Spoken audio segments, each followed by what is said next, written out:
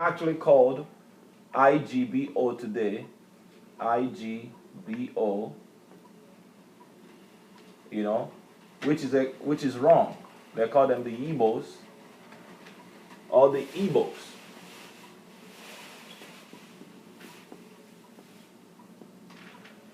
It's a corruption of this word in English. We actually thought on this many times.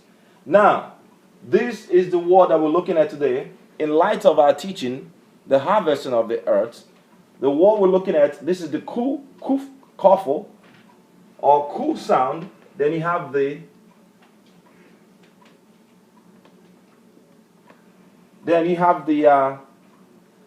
sadi. This is sode, if you will. Sode, if you will. And then we have the yod, gives you the Y sound. The character gives you the Y sound. And then you have the reish. it gives you the R or the real sound. So we're going to do the transliteration as always. You can understand that. Here you have the ku. It actually is supposed to give you a ku sound. Ku, which is pure sound, which can also be represented with the K sound as well. The K sound, or ka, KW, if you will. But I'm going to use the ku right here. So I'm going to use the ku sound. And then this gives you the sodi, which is actually it gives you the T and the Z sound. Or sometimes it can be the T and the S sound. Tsad. T and the S sound. And then this gives you the Roish R sound. And then, I'm sorry, the Yod, correction. Went a little too fast. This gives you the Y sound, if you will. And then this gives you the R sound. So these are the natural characters in this word. You see that? This is the natural character. And you can actually pronounce it with the natural character, if you will. So you can actually pronounce it kwashir. That's the word. Kwachi or kwashir or kwashiero is the Hebrew word of the day. And then they want you to pronounce it this way. Obviously, you have the transitional sound. There's always a transitional sound. You have the kwa. And then kwashi. There's the I right here. And then you should have an E right here. These are sounds that actually do exist, that must be there naturally. That's what they call natural transitional sound. Kwashiero. And the root right there is kwashi. Kwashi. Kwashi. And then the sound that Strong's Concordance, how we want you to pronounce it, is kwa. You have kwa, then T, S, E, E, R, kwashiero. Interesting. And it means, you find this word in Hebrew, H7105. H7105 is where you find this word in your Strong's Concordance, and it means to sever. You know where you get that? From this word that I underlined, to sever. In our language, we're the Hebrews, the Negroes. This word right here is kwashi. If you're harvesting a plant, I say, no, na kwachashi akoko. Or na kwashi akoko, which means to cut in pieces, to pluck up. But if you're an Igbo speaker, listen to this for our people that still speak Hebrew in this left coast of Africa, the real Jews. Listen to the definition, and you're going to know this is your language. It says here, it means sever, that is to harvest as reaped. The crop, the time, the reaper, or figuratively also a limb of a tree, or simply foliage. And then he says, the bough, the branch, the harvest, or harvestman. But I'm going to go to the root where it comes from. That's 7714. That's Hebrew 7114. 7114. 7114 is actually spelled exact same way. The only difference is that it does not have the yod there. This is the difference now. How it's spelled. This is the kuf. And then this is the zayin. And then you have the roish or roishi.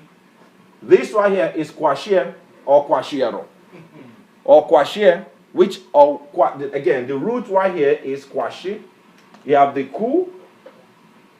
You have the TZ or TS, if you will, which gives you the sade. Sadi is what they call it. Sade. S, and then the R. This is kwashiero. Again, you still have the same root right there. Kwashir, right there. The interesting thing is that when you go to this root, it means to dock off on our kwachashi. That is to curtail transitively, literally or figuratively, especially to harvest grass or grain. We still speak this language in the slave coast of Africa. This is our native language. If you want to tell someone to go harvest, especially leaves, that's how my grandmother tells us, because she plants leaves. And then my father is here laughing because he knows what it means. And my mother. Amazing. So linguistics is one of the greatest ways to identify who the real Jews are, because we're still here speaking the ancient language of creation, the language of angels. Continuing with the definition, it means to harvest a grass or grain at all, to cut down, absolutely, kwachashi. That right here, kwache or kwachashi means to cut down. So to cut down, to harvest, to lose, to trouble, to reap, to shorten. Amazing. It's also to shorten. It's also to shorten. Absolutely. My brother, yeah, he got it too. Because when something is grown, and then you have to harvest it, you have to shorten it. Yep. Kwachashe, which means to call it shorter. And it comes from this word. The root right there is kwashi. In fact, this word kwa, That's it. this word kwa means to cut. Yep. In our language. Yep. Amazing. So again, the Hebrew word of the day, kwashero, or kwasher, means what? Harvest. Harvest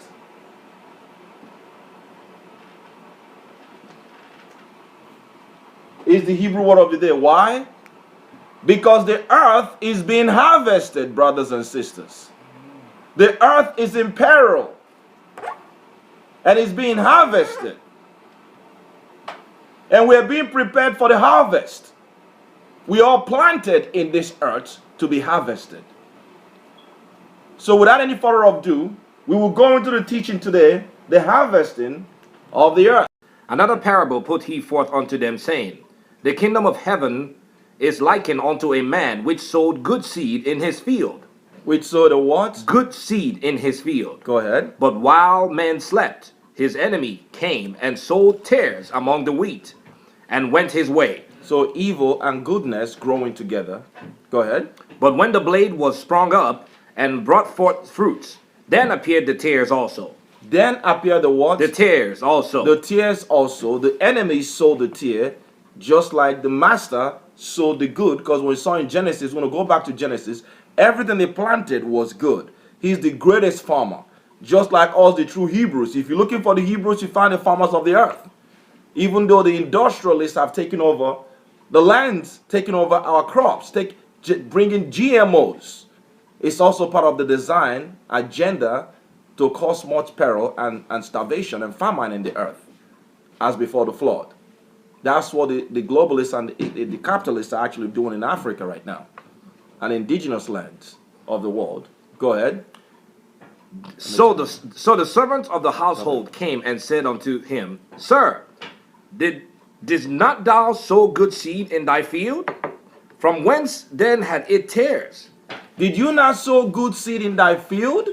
How come you have tares? Go ahead. He said unto them, An enemy had done this. What did he say? An enemy had done this. Go ahead. An enemy had done this. The servant said unto him, Wilt thou then that we go and gather them up? But he said, Nay, lest ye gather up. While ye gather up the tares, ye root up also the wheat with them. Just in case if you're gathering the righteous, you actually destroyed.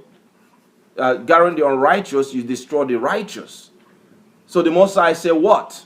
Let both grow together. What did he say? Let both grow together. And that's why you see the complexity of life, good and evil existing at such extremities of death and peril and poverty.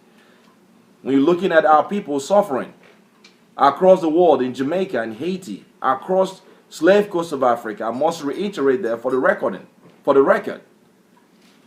You see our people everywhere that don't understand there's no social program, there's no economic package that can deliver our people from their peril besides the one that subjected us and subjected the whole earth. In fact, the so-called Negro slaves, the Mexicans, indigenous, North American Indians, the so-called Latinos, Puerto Ricans, North Central South Americans that were indigenous suffering. The Negro slaves in America and the slave coast of Africa from Ghana down to Angola, Haiti, Nigeria, the Igbos. And none of us is trying to come together to understand what's coming. But Christ is about to force the earth. The events that are developing in the earth are going to force the earth to begin to look for alternative. You're looking at environmental degradation. You're looking at nuclear materials that's in the earth today with their technology that was released. You're looking at population explosion. Despite all these things, we saw the dwindling of European population too. They're going through it. What you call the retentive capacity, or the ratio that requires a race to actually reciprocate themselves or sustain themselves in the earth, is at 2.5%. In terms of childbirth, they're actually at 1.3%. So if they continue like this, they'll go extinct. And they know this thing. But the people that are actually growing despite our oppression are the Hebrews. Think about that. But only a remnant of us will make it. So we are all being prepared, both Jews and Gentiles, in this plane of life for the greatest harvest. As things get difficult and get worse. And that's what we're about to see. Read it. Matthew chapter 13, verse 30. Let both grow together. Let good and evil what? Grow together. Why? Until the harvest. Until when? Until the harvest. Until the harvest. The Hebrew word of the day. Kwasher or kwachasher, kwasher, kwashero. Kwachashi, which means to cut. The time of threshing. Kwacha, when the Messiah is coming to thresh. This is the language of the Negroes, the Hebrews in the slave coast of Africa. Us, our language. This is the Hebrew word in the Bible, letting you know that the Bible was written by our ancestors. We cannot overemphasize that. Read on. Let both grow together until the harvest, and in the time of harvest, I will say to the reapers, gather ye together first the tares. You're going to keep in mind who the reapers are. You'll find out the angels are the reapers. Go ahead. Gather ye together first the tares. The what? The tares. The wickedness will be done away with first. What does that mean? Christ is coming for war. Judgment. He's coming to judge the earth first, before the righteous can enjoy. So is the what? The plan of salvation. So is the kingdom. Read it. Gather ye together first the tares, and bind them in bundles to burn them, but gather the wheat into my barn. But gather the wheat into my what? My barn. Into my what? My barn. My grandfather, my grandmother, we the Hebrews, we have all kinds of barns. It was that from the ancient, where they're going to be preserved and protected. Yes, Oba. Sister said Oba, absolutely. These are all Hebrew. When Christ was here, he was among Hebrews, black people.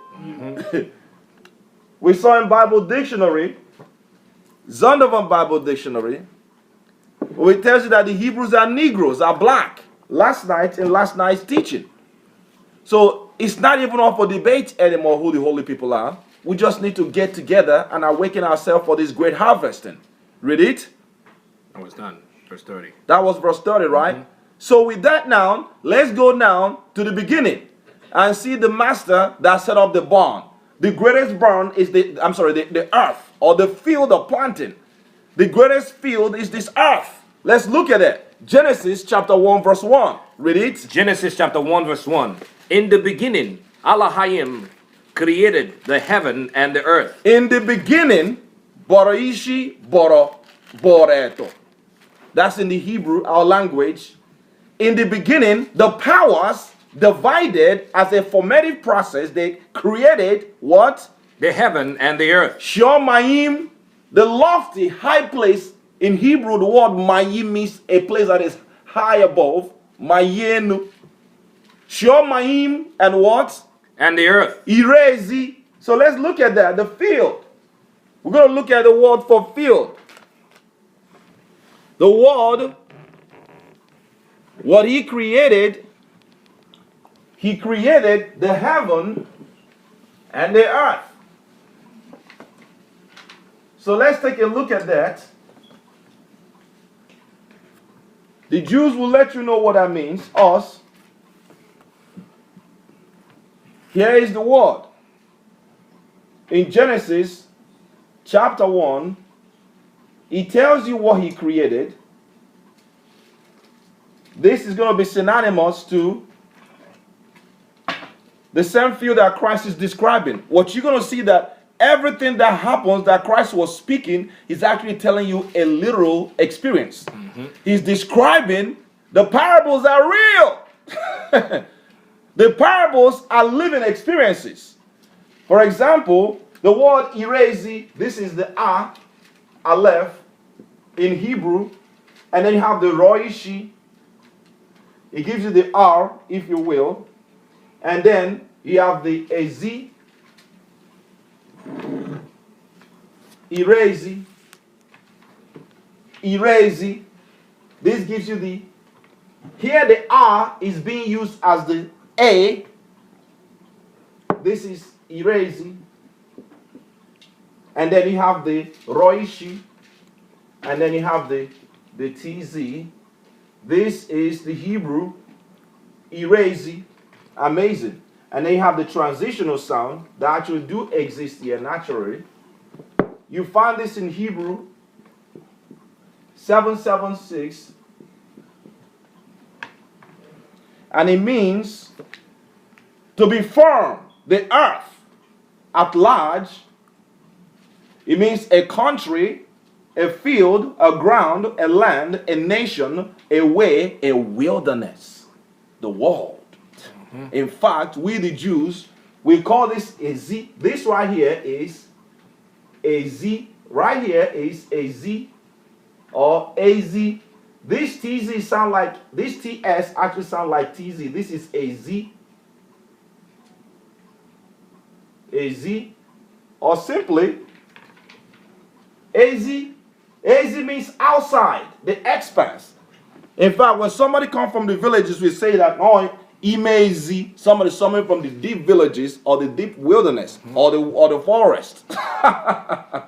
So here is Iro. This R here means the outskirts, the outside wilderness, the outside expanse.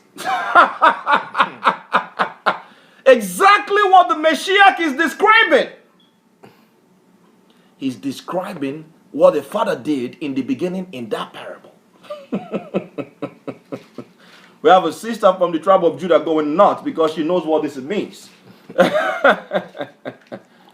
So he created the lofty and irezi, which is the field and the world. What else did he do? Read verse 2. Verse 2. The earth was without form and void, and darkness was upon the face of the deep. And the what? And darkness. And what? And darkness. Darkness was what? Upon the face of the deep. Upon the face of the deep. Omimi, our language. We've proven the Bible, brothers and sisters. For anyone that wants to know, the Jews are here now to defend their gospel. Upon the face of the deep. Darkness, and we saw that darkness is wickedness, evil, sorrow. This is a possibility direction or possible direction that the earth would have gone through. When you go to that word darkness in the Hebrew is kochika. You have ko, to cover, and chika or chika means to destroy, destructive darkness. Nkochi, nechike chika, our language. It means darkness, destruction, misery, death, ignorance, sorrow, wickedness, darkness, obscurity. Letting you know what will happen to the earth. If men disobeyed, the earth will go through much peril. How do we know it's true? Well, look at the world we live in today. We're going through much peril. Darkness was not supposed to overtake the earth. So the video that we played, that we taught on this before, the darkness took over the earth. And you need the master to come back. He gave divine word. Let's see what else he planted. Jump down to verse 11 to 12. Genesis chapter 1 verse 11, and it says, and Elohim said, let the earth bring forth grass. Let the earth what? Bring forth grass. Go ahead. The herbs yielding seed, and the fruit tree yielding fruits after his kind. After it's what? After his kind. They have the same genetic material to reciprocate themselves after it or her kind, meaning that the seed and the earth and the plant contain the same information for procreation. So what was planted originally will continue to reciprocate themselves, which is the gene contained in the seed and the plant. And the same word was also used to describe mankind. The word in the Hebrew for seed is zara. We saw that last night. Read it. Whose seed is in itself. Whose seed is in what? Is in itself. Contains the same genetic material. Go ahead. Upon the earth. And it was so. And the earth brought forth grass and herb yielding seed after its kind, and the tree yielding fruit, whose seed was in itself after his kind. After it what? And after his kind. Go ahead. And Elohim saw that it was good. And the powers saw what? That it was good. When you go into the Hebrew, there's a word that you miss there that is now represented in the English. But it's there in the Hebrew. In our language, go to Genesis chapter 1 verse 1 and read that. Genesis chapter 1 verse 1. In the beginning, Elohim created the heaven and the earth. There's a word that you miss there. This is the A and this is the To. This is Ato or Eto. He tells you that he created the heaven and earth for the A and the To, which is Christ. This is a mark. This is a strong mark. Christ is Eto. In the beginning, he created everything for Christ. That's what it tells you in the Hebrew, our language. And you're going to find out that everything points to him because he's the strong mark to identify. This is the signature of the Creator. And you need to have this imprinted in you to be harvested, by the way. If you don't have this mark, you're not going to be harvested. It tells you that in the Hebrew. It's Ato or Eto. That's our language. This is the person that is using to set up all these things. Christ was being used to set up everything. So read that verse. So you saw the plant, everything was being planted by him because the powers are all doing this together. And he's going to send it back at the end down. Watch this now. Continue.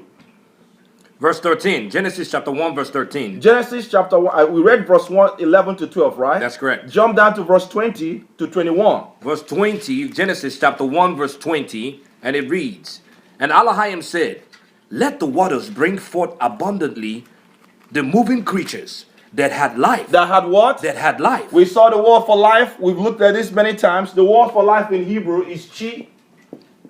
That's why we call him Chineke.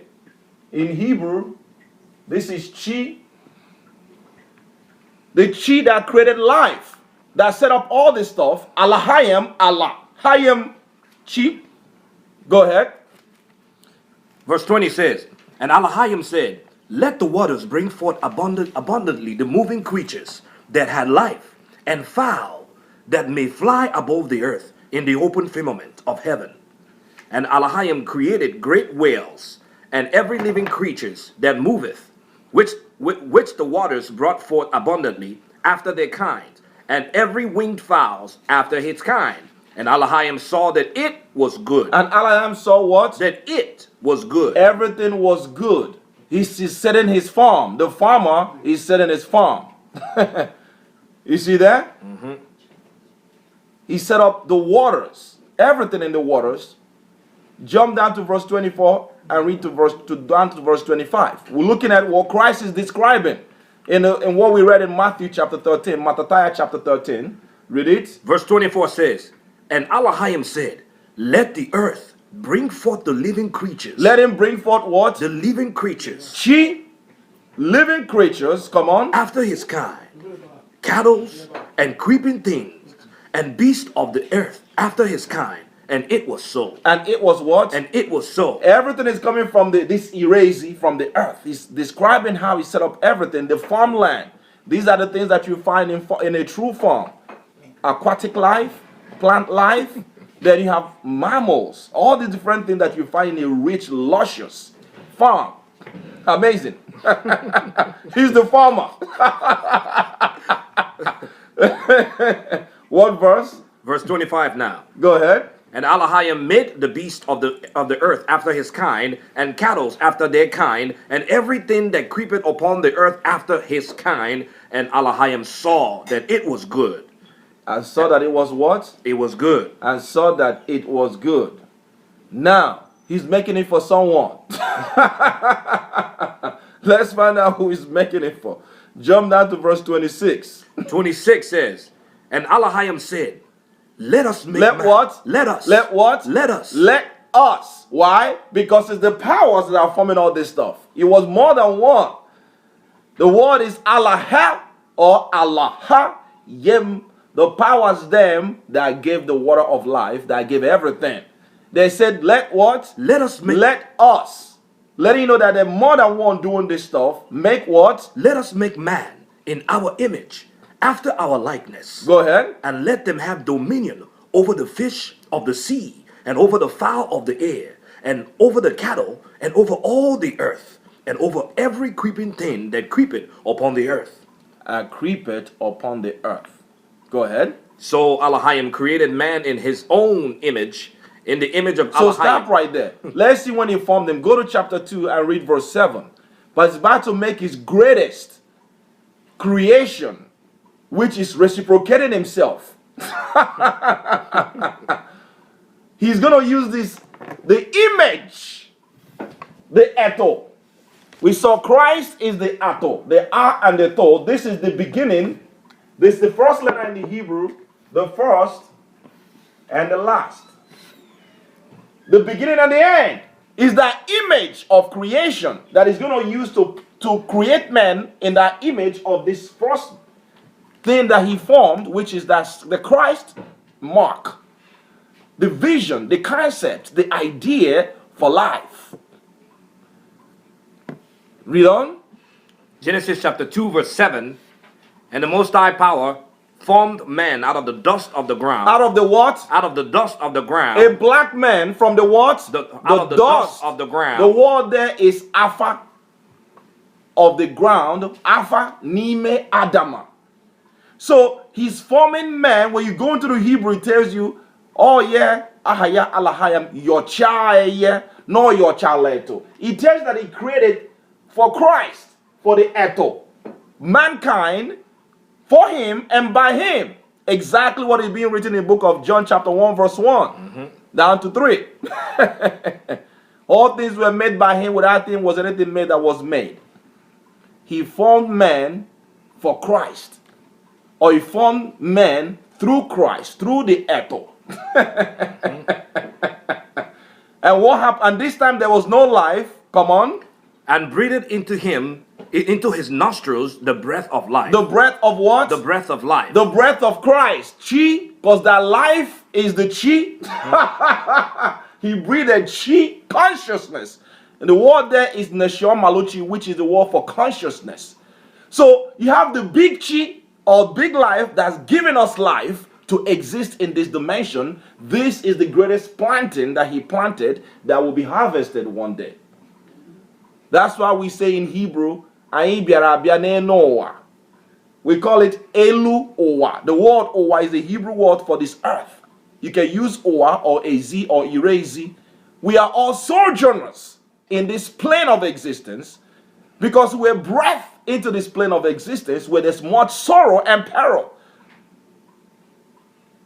And we will be harvested. The great harvester is coming to harvest. He breathed into his nostril the what? The breath of life. Go ahead. And man became a living soul. Chi nepeshi, we became chi that was given life to live actively, vibrant life. So we saw exactly what Christ just described. The whole book of Genesis, when you deal with that, that's exactly what Christ was describing. But we know that the Satan, the wicked one, is going to come to do something. Genesis chapter 2, read verse 16 to 17. Genesis chapter 2, verse 16, and it reads, Here comes the planter sets up the farm, and now he's going to give his word toward his greatest creation. Read it. verse 16 says, Here's what terrifies the world. This is what the world is terrified about. Read it. and Ahaya Alahayim commanded the man. He did what? Commanded the He man. did what? Commanded The man. law is coming in place now. The world hates it. The people of this earth don't like the law. They want total freedom to do whatever. But here comes the one that set up everything. He's orderly.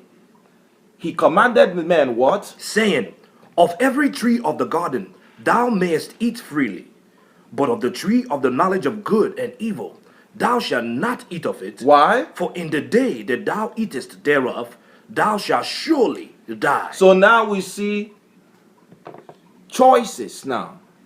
Do you obey or do you disobey? We're looking at choices now.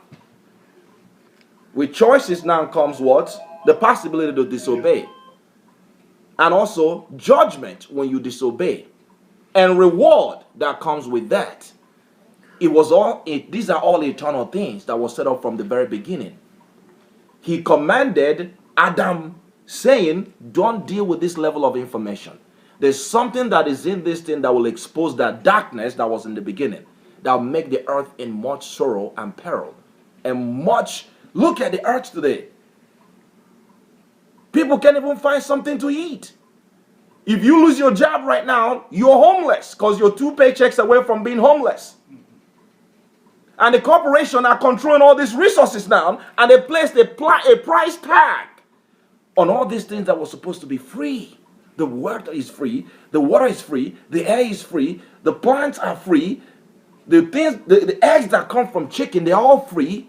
But because capitalism, which Satan has set up these nice sounding philosophical words,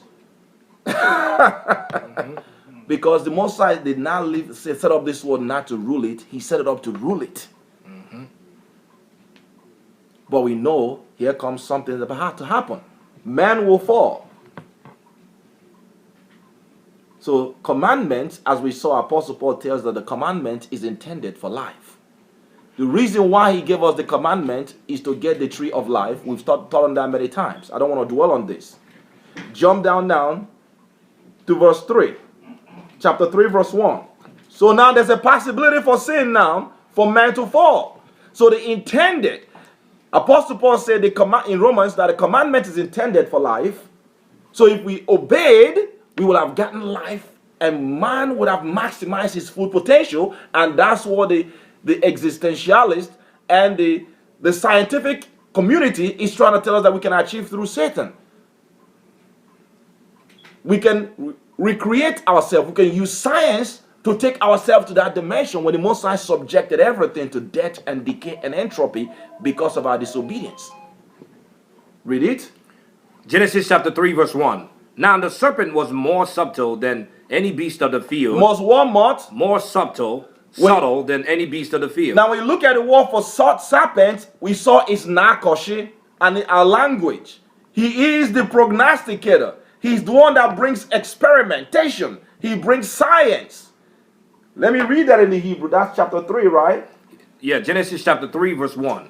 And it's the word nakoshi is called the snake or koshalom. And that comes from prognostication. It means to hiss, a whisper, magic. It means to divine, augur, to learn by experience, to observation of time. This is high esoteric science. This is the origin of the Illuminati, brothers and sisters. The serpent was there to capitalize at our very beginning. Read it. Now the serpent was more subtle than any beast of the field which the Most High Power had made. And he said unto the woman, Yea, did Elohim said that ye shall not eat of every tree of the garden? And the woman said unto the serpent, We may eat of the fruit of the trees of the garden. Jump down to verse 4. Verse 4 says, And the serpent said unto the woman, Ye shall not surely die, for Elohim doth know that in the day that ye eat thereof, then your eyes shall be opened, How? and ye shall be as gods. And you shall be as what? As gods. You are already gods. We are already Elohim that have chi. He gave us his chi. So here comes the deceptive that will move the earth in a different direction. Ye shall not surely die. A counter information from the commandment. The possibility to disobey. Read it. Knowing good and evil. Go ahead. And when the woman saw that the tree was good for food, and that it was pleasant to the eyes, a tree to be desired to make one wise. A tree to be desired for what? To make one wise. A level of information and knowledge. How do you think NASA came about? And NSA? How do you think chemistry came about? How do you think the level of scientific creativity that is in the earth to create atomic bomb through what the formula they call the law of thermodynamics? E equals mc squared. Who have that level of knowledge to destroy much earth to the level they're dealing with nanotechnology and cellular technology right now, where they can actually destroy the earth in a second? What you call anatoms. We are living in a, that's the information that's why the Nakoshi is full of science and technology and wisdom on what to do. And now it's offering a diversional information of the earth. So when you see the European power that actually controls the earth today, is intended for them. They understand this stuff. That's why they guide the secret through the Illuminati and the Freemasons that really controls the government. It was in that very beginning. They called themselves the harbingers of ancient secret from the esoteric schools and Kabbalists. We've been looking at this for a while now. Go ahead. And when the woman saw that the tree was good for food, and that it was pleasant to the eye. It was what? Pleasant to the eye. Go ahead. And a tree to be desired to make one wise, she took of the fruit thereof. So man fell. Now the earth is in peril and will be harvested. The possibility to go good or evil, life or death, we chose death. And now the power, the dominion went to serpent. Now it's going to be given it to the powers of the earth. Follow through with me now. Judgment comes right away upon the serpent, upon the woman, and upon the man, and upon the whole earth to disobey the divine order from the chief farmer, the harvester himself. So here we go. So the Nakoshi introduced that's the sorcery, the science, to recreate the world in a whole different direction. The earth has been moved to a whole different direction from where it was supposed to be, brothers and sisters. That's why you're feeling the pain. That's why you're going through what we're going through. So now, we're going to go to chapter 3, verse 14 to 15. Because now this is going to set up the rat race that we all are involved in today. It's going to set up the rat race that we are dealing with in the earth today. Genesis chapter 13, verse 14 and 15. And the Most High, Ahaya Elohim, said unto the serpent, Because thou hast done this, He has revealed the information, now taking dominion, death and sorrow and mourning and misery, darkness, now will overtake the earth. But his power got what he's looking for. He used the power of the mind to trick man to disobey. Because we had free will. It was also an eternal. Free will is an eternal principle. The Most High said, because thou hast done this, here's the judgment that will put all of us in a rat race, a conflict that we are all in this earth. What is it? Because thou hast done this, thou art cursed above all cattle, and above every beast of the field, and upon thy belly shalt thou go, and dust shalt thou eat all the days of thy life. And I will put enmity. I will put a what? Enmity. A what? Enmity. Friction, war, hatred. Wow. Between thee and the woman. Go ahead. And between thy seed and her seed. So there's going to be two bloodlines in the earth. The Israelites the woman, where Christ will rise up, the Eto. And the serpent has his own people, the Amalekites, control the Gentile government, European powers that has Amalek. They're linked in with the Nephilim blood. The Rothschilds, the Rockefellers, the Bundys, these powers controlling the earth under Satan, they know this information. They're coming, the harvest is also coming against them first. Like we saw, he took away the tear first. And they know this, so what do you think they're preparing for? They're preparing to get rid of us before the time runs out. Because they control the secret society, the Illuminati. Go ahead. So between thy seed, it said 15, and I will put enmity between thee and the woman, and between thy seed and her seed. Go ahead. It shall bruise thy head, and thou shalt bruise his heel. And thou shalt bruise his what? His heel. So that started the rat race. So that we are in this rat race. How did the Mosai begin to do his own rat race? Serpent is doing his own. He infiltrated the human genome. Fallen angels came down, mingled with human women to pollute the bloodline so that the Eto will not come back and correct this whole mess again. So now this is the regeneration is going on, but we still have to be harvested at the end of the farming season. So this whole life is a farm. This whole life is a farm. So let's look at that now. Let's go to 2nd Ezra, chapter 3, verse 1. 2nd Ezra in the Apocrypha. We're looking at this rat race. So mankind fall. Now we're going to look at him through Abraham. He's going to choose the Israelites. Abraham, Isaac, and Jacob. Abraham, Ichikakwa, na Yakobe, us. The 12 tribes of Israel, the chosen race, will come. And we're going to be in much peril because we're in this battle against the serpent and his seed. 2nd Ezra, in your Apocrypha, 2nd Ezra, or Ezra, I'm going to speak it in our language. The word is Ezra. It's an Igbo word, a Negro, a priest. When we're still in Jerusalem, he wrote this book that they took out of the Bible. It's the same Ezra in your regular Bible. Here is Ezra, chapter 3, verse 1. Let's read it. Yeah. I'll just read the one that you have. Here we go. 2nd Ezra, chapter 3,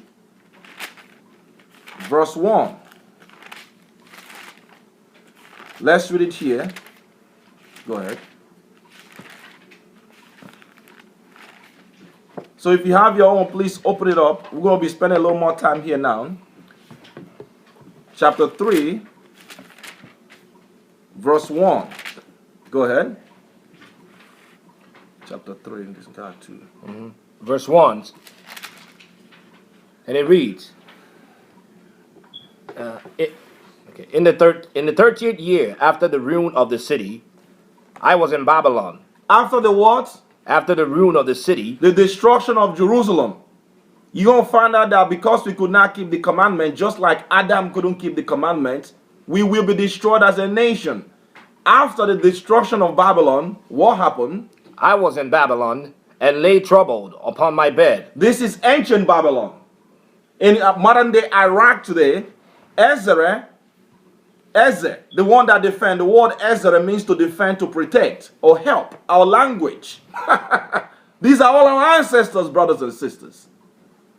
Watch what is writing. He was in a slave in ancient Babylon, modern day Iraq, before we're going to go to our worldwide diaspora, the real slaves of the earth. What is he writing about? Read it.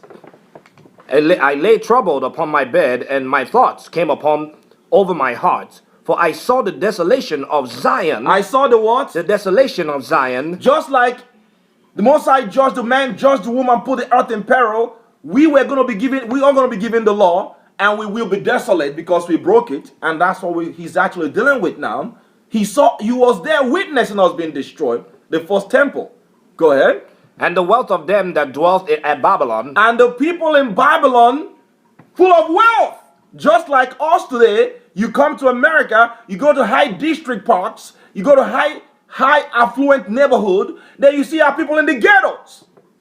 You see our people in Africa being looked down over. In Brazil, in shank in Jamaica, and Haiti. No one cares.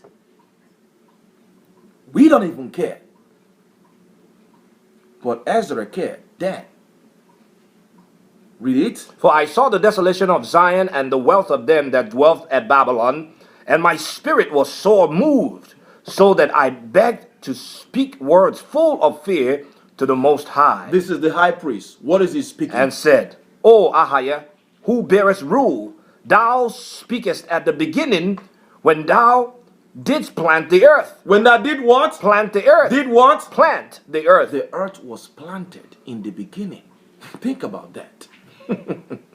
Go ahead. And that thyself alone and commandest the people, and givest a body unto Adam without soul, which was the workmanship of thy hands, and didst breathe into him the nostril, the breath of life, and he was made living before thee. And he was made what? Living before thee. Genesis chapter 2, verse 7. We read that precept already. Go ahead. And thou leadest him into paradise, which thy right hand had planted, before ever the earth came forward. And unto him thou givest commandment. Thou givest what? Commandment. Thou givest what? Commandment. What was the commandment? To love thy way. So the Most High has his ways. That's the way of life. The way of truth and purity.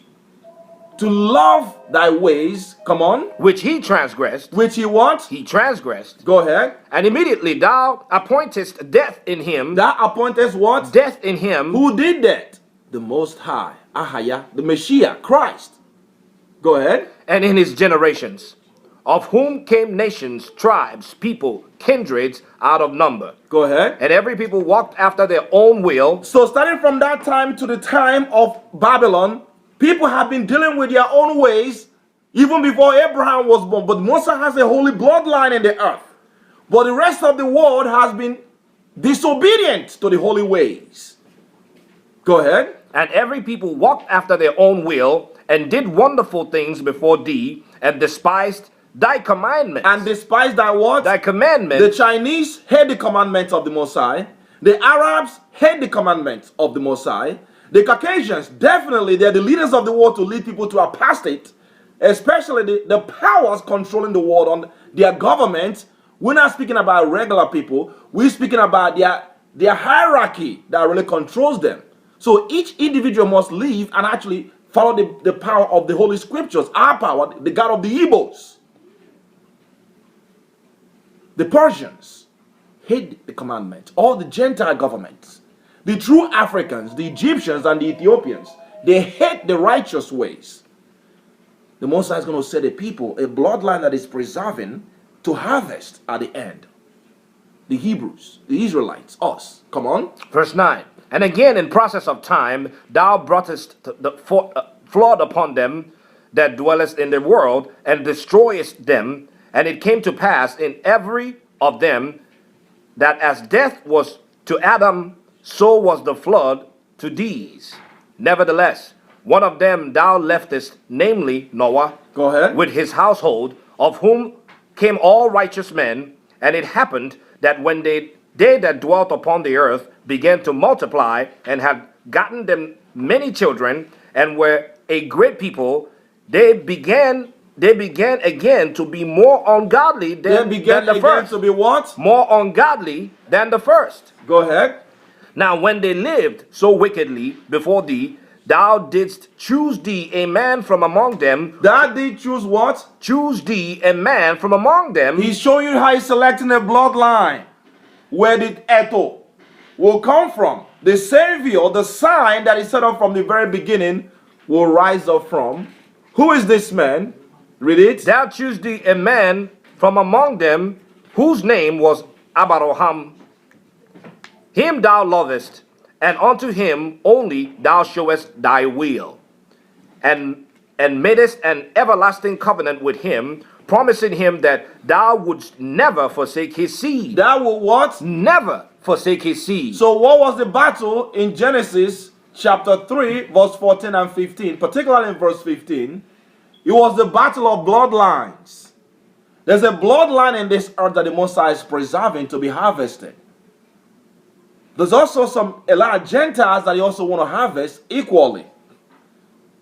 They're going to be under us, the nation of Israel. This is the conflict of time. He's been preserving the holy people, us. Read on. Verse 16. And unto him thou givest Isaac, and unto Isaac also thou givest Jacob and Esau. Ichikakwa. Thou give it Ichikakwa and Jacob and also the two races that will determine the earth in this rat race. Go ahead. As for Jacob, thou didst choose him to thee. So he chose the Esau are the fathers of the Caucasians. And the word Esau or Esau or Esau will be the ones to actually advance technologically, scientifically, and they're going to come out red all over like a hairy garment. This is the inception of the Caucasian race in the earth.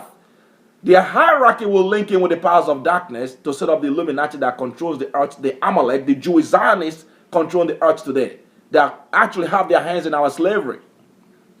But us, we are falling because there's a conflict between us and them.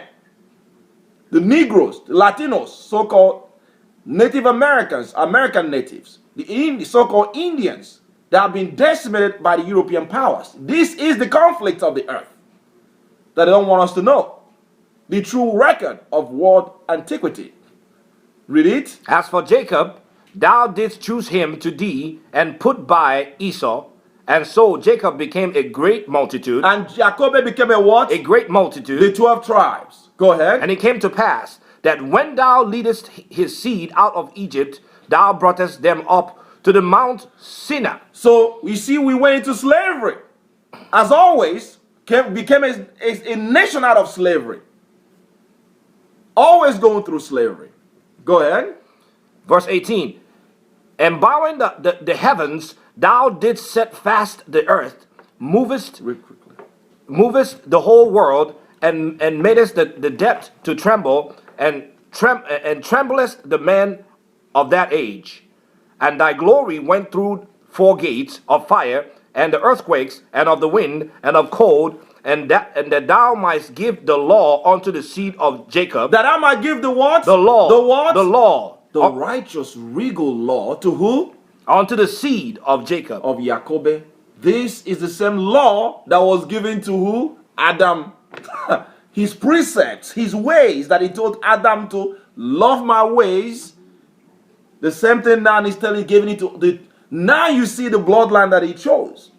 Out of all the bloodlines of the earth. The seed, the genetics, us. Read it. That thou mightst give the law unto the seed of Jacob, and diligence unto the generation of Israel. And yet tookest thou not away from them a wicked heart, that thy law might bring forth fruit in them. That I what? Thy law might bring forth fruit in them. So what does that tell you? It tells you that we are planted in this earth to be harvested, and the law is planted in us to prepare us for the harvest. And he left evil planted also, just like you described. Thank you, brother. And my brother just pointed out, he also allowed evil to be planted. So you always have the same choices that was left for Adam in the beginning is also left for all of us. That's what Paul was talking about. Exactly what Paul was talking about. Man. Go ahead. Verse 21. For the first Adam, bearing a wicked heart, transgressed and was overcome, and so be all they that are born of him. Thus, infirmity was made permanent, and the law also in the heart of the people with the malignity of the roots, so that the good departed away, and the evil abode still. And the evil, what? Abode still. Go ahead. So the time passed away, and the years were brought to an end. Then didst thou raise thee up a servant called David. You can raise thee up a what? A servant called David. Out of the nation of Israel. So you see how the Most High is making his farm. Planting mankind, his greatest plant in the earth that will be harvested. You and I. Read it. So here comes David. That's a Negro, the Igbo man, David or Dawood. Or Dode, the word Delede in Hebrew or Igbo means something that is soft. When you love with someone, it's a love. O begin a day, that means that your heart boils with love. No delay day. You have a soft part for someone. That's David's name, or David. A figure of the Messiah. Messiah. These are all our ancestors, brothers and sisters. So he raised up David, or Dawood. David. Go ahead. Whom thou commandest to build a city unto thy name, and to offer incense and oblations unto thee therein. When this was done many years, then they that inhabited the city forsook thee, and in all things did even as Adam and all his generations has done. So we do it like Adam, who broke the commandment, and all the generation after that has done. So we that are even chosen continue in the same path. Go ahead. For they also had a wicked heart, and so thou givest the city over into the hands of thine enemies. Are their deeds then any better than inhabit Babylon? Read that again. Are their deeds any better than them that inhabit Babylon? So he's comparing us that was in ancient Babylon suffering to actually, he's comparing us to the Babylonians. Because we were carried up by the Babylonians, and he's asking, are the Babylonians' actions, their righteousness, better than the chosen people? That's what Ezra was perplexed. Seeing our suffering, why does he ask this question? Read it. Are their deeds then any better than inhabitants of Babylon? Because he laid Jerusalem waste. That's why we're not in our land right now. Leading even to the temple going to be rebuilt, and we're going to continue to sin. We are a sinful nation. Read it. That they should therefore have the dominion over Zion. See there? Are the Babylonians any better than us? Because they are all pagans. The ancient Babylonians deal with Nimrod. He was Babylonian. They deal with the fallen angels. They deal with the Anunnakis. They are the people that taught us the alternative science in the earth that America inherited through Greeks and Rome back to Egypt. So how can they be better than us? That's what he's asking. Go ahead. For when I came thither and had seen impieties without number, then my soul saw many evildoers in this 30 years, so that my heart failed me. For I have seen how thou sufferest them sinning, and hast spared wicked doers, and hast destroyed thy people, and hast preserved thine enemies, and hast not signified it. So you see there, he preserved the enemies because he did not give them his laws. He gave us his laws. Go to the one, I think it's Amos, where he said, only thee have I known. He gave us his laws.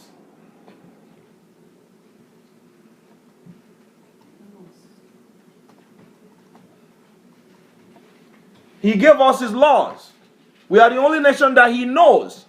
He has no business with the Gentile because they don't know his laws. Go to Amos chapter 3 and read verse 1. Amase, that's an Igbo, another Igbo writer. Yehuda, us. Amos. So Ezra is perplexed because he see the Gentiles just like you see here in America. You see them control the White House. They basically control Wall Street. They're controlling all the resources of the earth. They're controlling everything. They're behind murder, raped. We are given in their hands. The Bible said that we're given into their hands. But there's no judgment that comes upon them. There's no judgment that comes upon them. But when we do that, we find ourselves in jail, in prison, being shot. We've been scattered and going through slavery. Why? Read it. Hear this word, Amos chapter 3, verse 1. Hear this word that Ahayah had spoken against you, O children of Israel, against the whole family which I brought up from the land of Egypt, saying, What does he say to us? You only have I known out of all the families of the earth. The Most High said what? You only have I known out of all the families of the earth. We are the only people that he knows of all the races and bloodline in the earth. And as a result of that, Therefore, I will punish you for all your iniquities. I will what? I will punish you for all your iniquities. That's why we have a worse, because we know better. He treats us as a son. He's so chosen people. That's why we're in our condition. So pick it up from where you left off now. What Ezra was saying, he's about what he saw in Babylon shocked him. Read it. Verse 31. I do not remember how this way may be left. Are they then of Babylon better than they of Zion? Or is there any other people that knowest thee beside Israel? And we know that because we know what is evil. We know that homosexuality is wrong. We know that racism, according to any standard that you want to qualify it, is wrong. We know that godlessness, idolatry is wrong. All these things are ingrained in our cultural fabrics. But the Gentiles, it's not. They have no clue. That's why he's saying, are they any better than us? So the barometer for us is high because the Most High barometer is very high, but it's going to be merciful to us. Read it. Or is there any other people that knoweth thee beside Israel? Or what generation had so believed thy covenant? Or what generation has what? So believed thy covenant. We believe it, but we don't keep it. That's the problem. Go ahead. As Jacob. Jacobe, the Negroes, the Latinos, so-called, North American Indians. Read it. And yet thy reward appeareth not, and that their labor had not fruits. For I have gone here and there through the heathen. I've actually traveled around the heathen nations. That's what Ezra was saying. And I see that they flow in wealth. They flourish. In what? In wealth. Listen, brother, when you go to Europe, I've been to France, I've been to Great Britain, Ireland, Netherlands, you see the wealth of them in Europe. The European took over Europe. You go to Middle East, you see the Saudis with billions. You go to Qatar, you see the magnificent construction. You go to China, look at what they're doing in China right now. China is the #1 economy in the world. They've overtaken America in economic competition. They're essentially creating a new form of capitalism. America is in deep debt that they can never repay right now. And America is collapsing, but China is right with him. They think they're going to intercept the world while America falls. But that will never happen because the Gentiles are all going to be falling down. Look at Japan. Look at all the nations. Look at Iran. Iraq. The leaders are the European power. America, controlled from out of America. Edom, the Caucasian, Amalek in particular. Look at Jerusalem. The fake Jews in Jerusalem. Look at the resources that they have. They're being supported $6 billion annually by American and European governments. But when you go to Africa,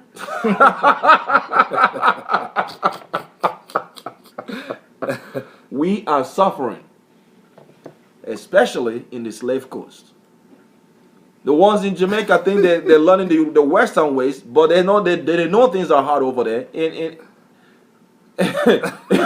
Jamaica.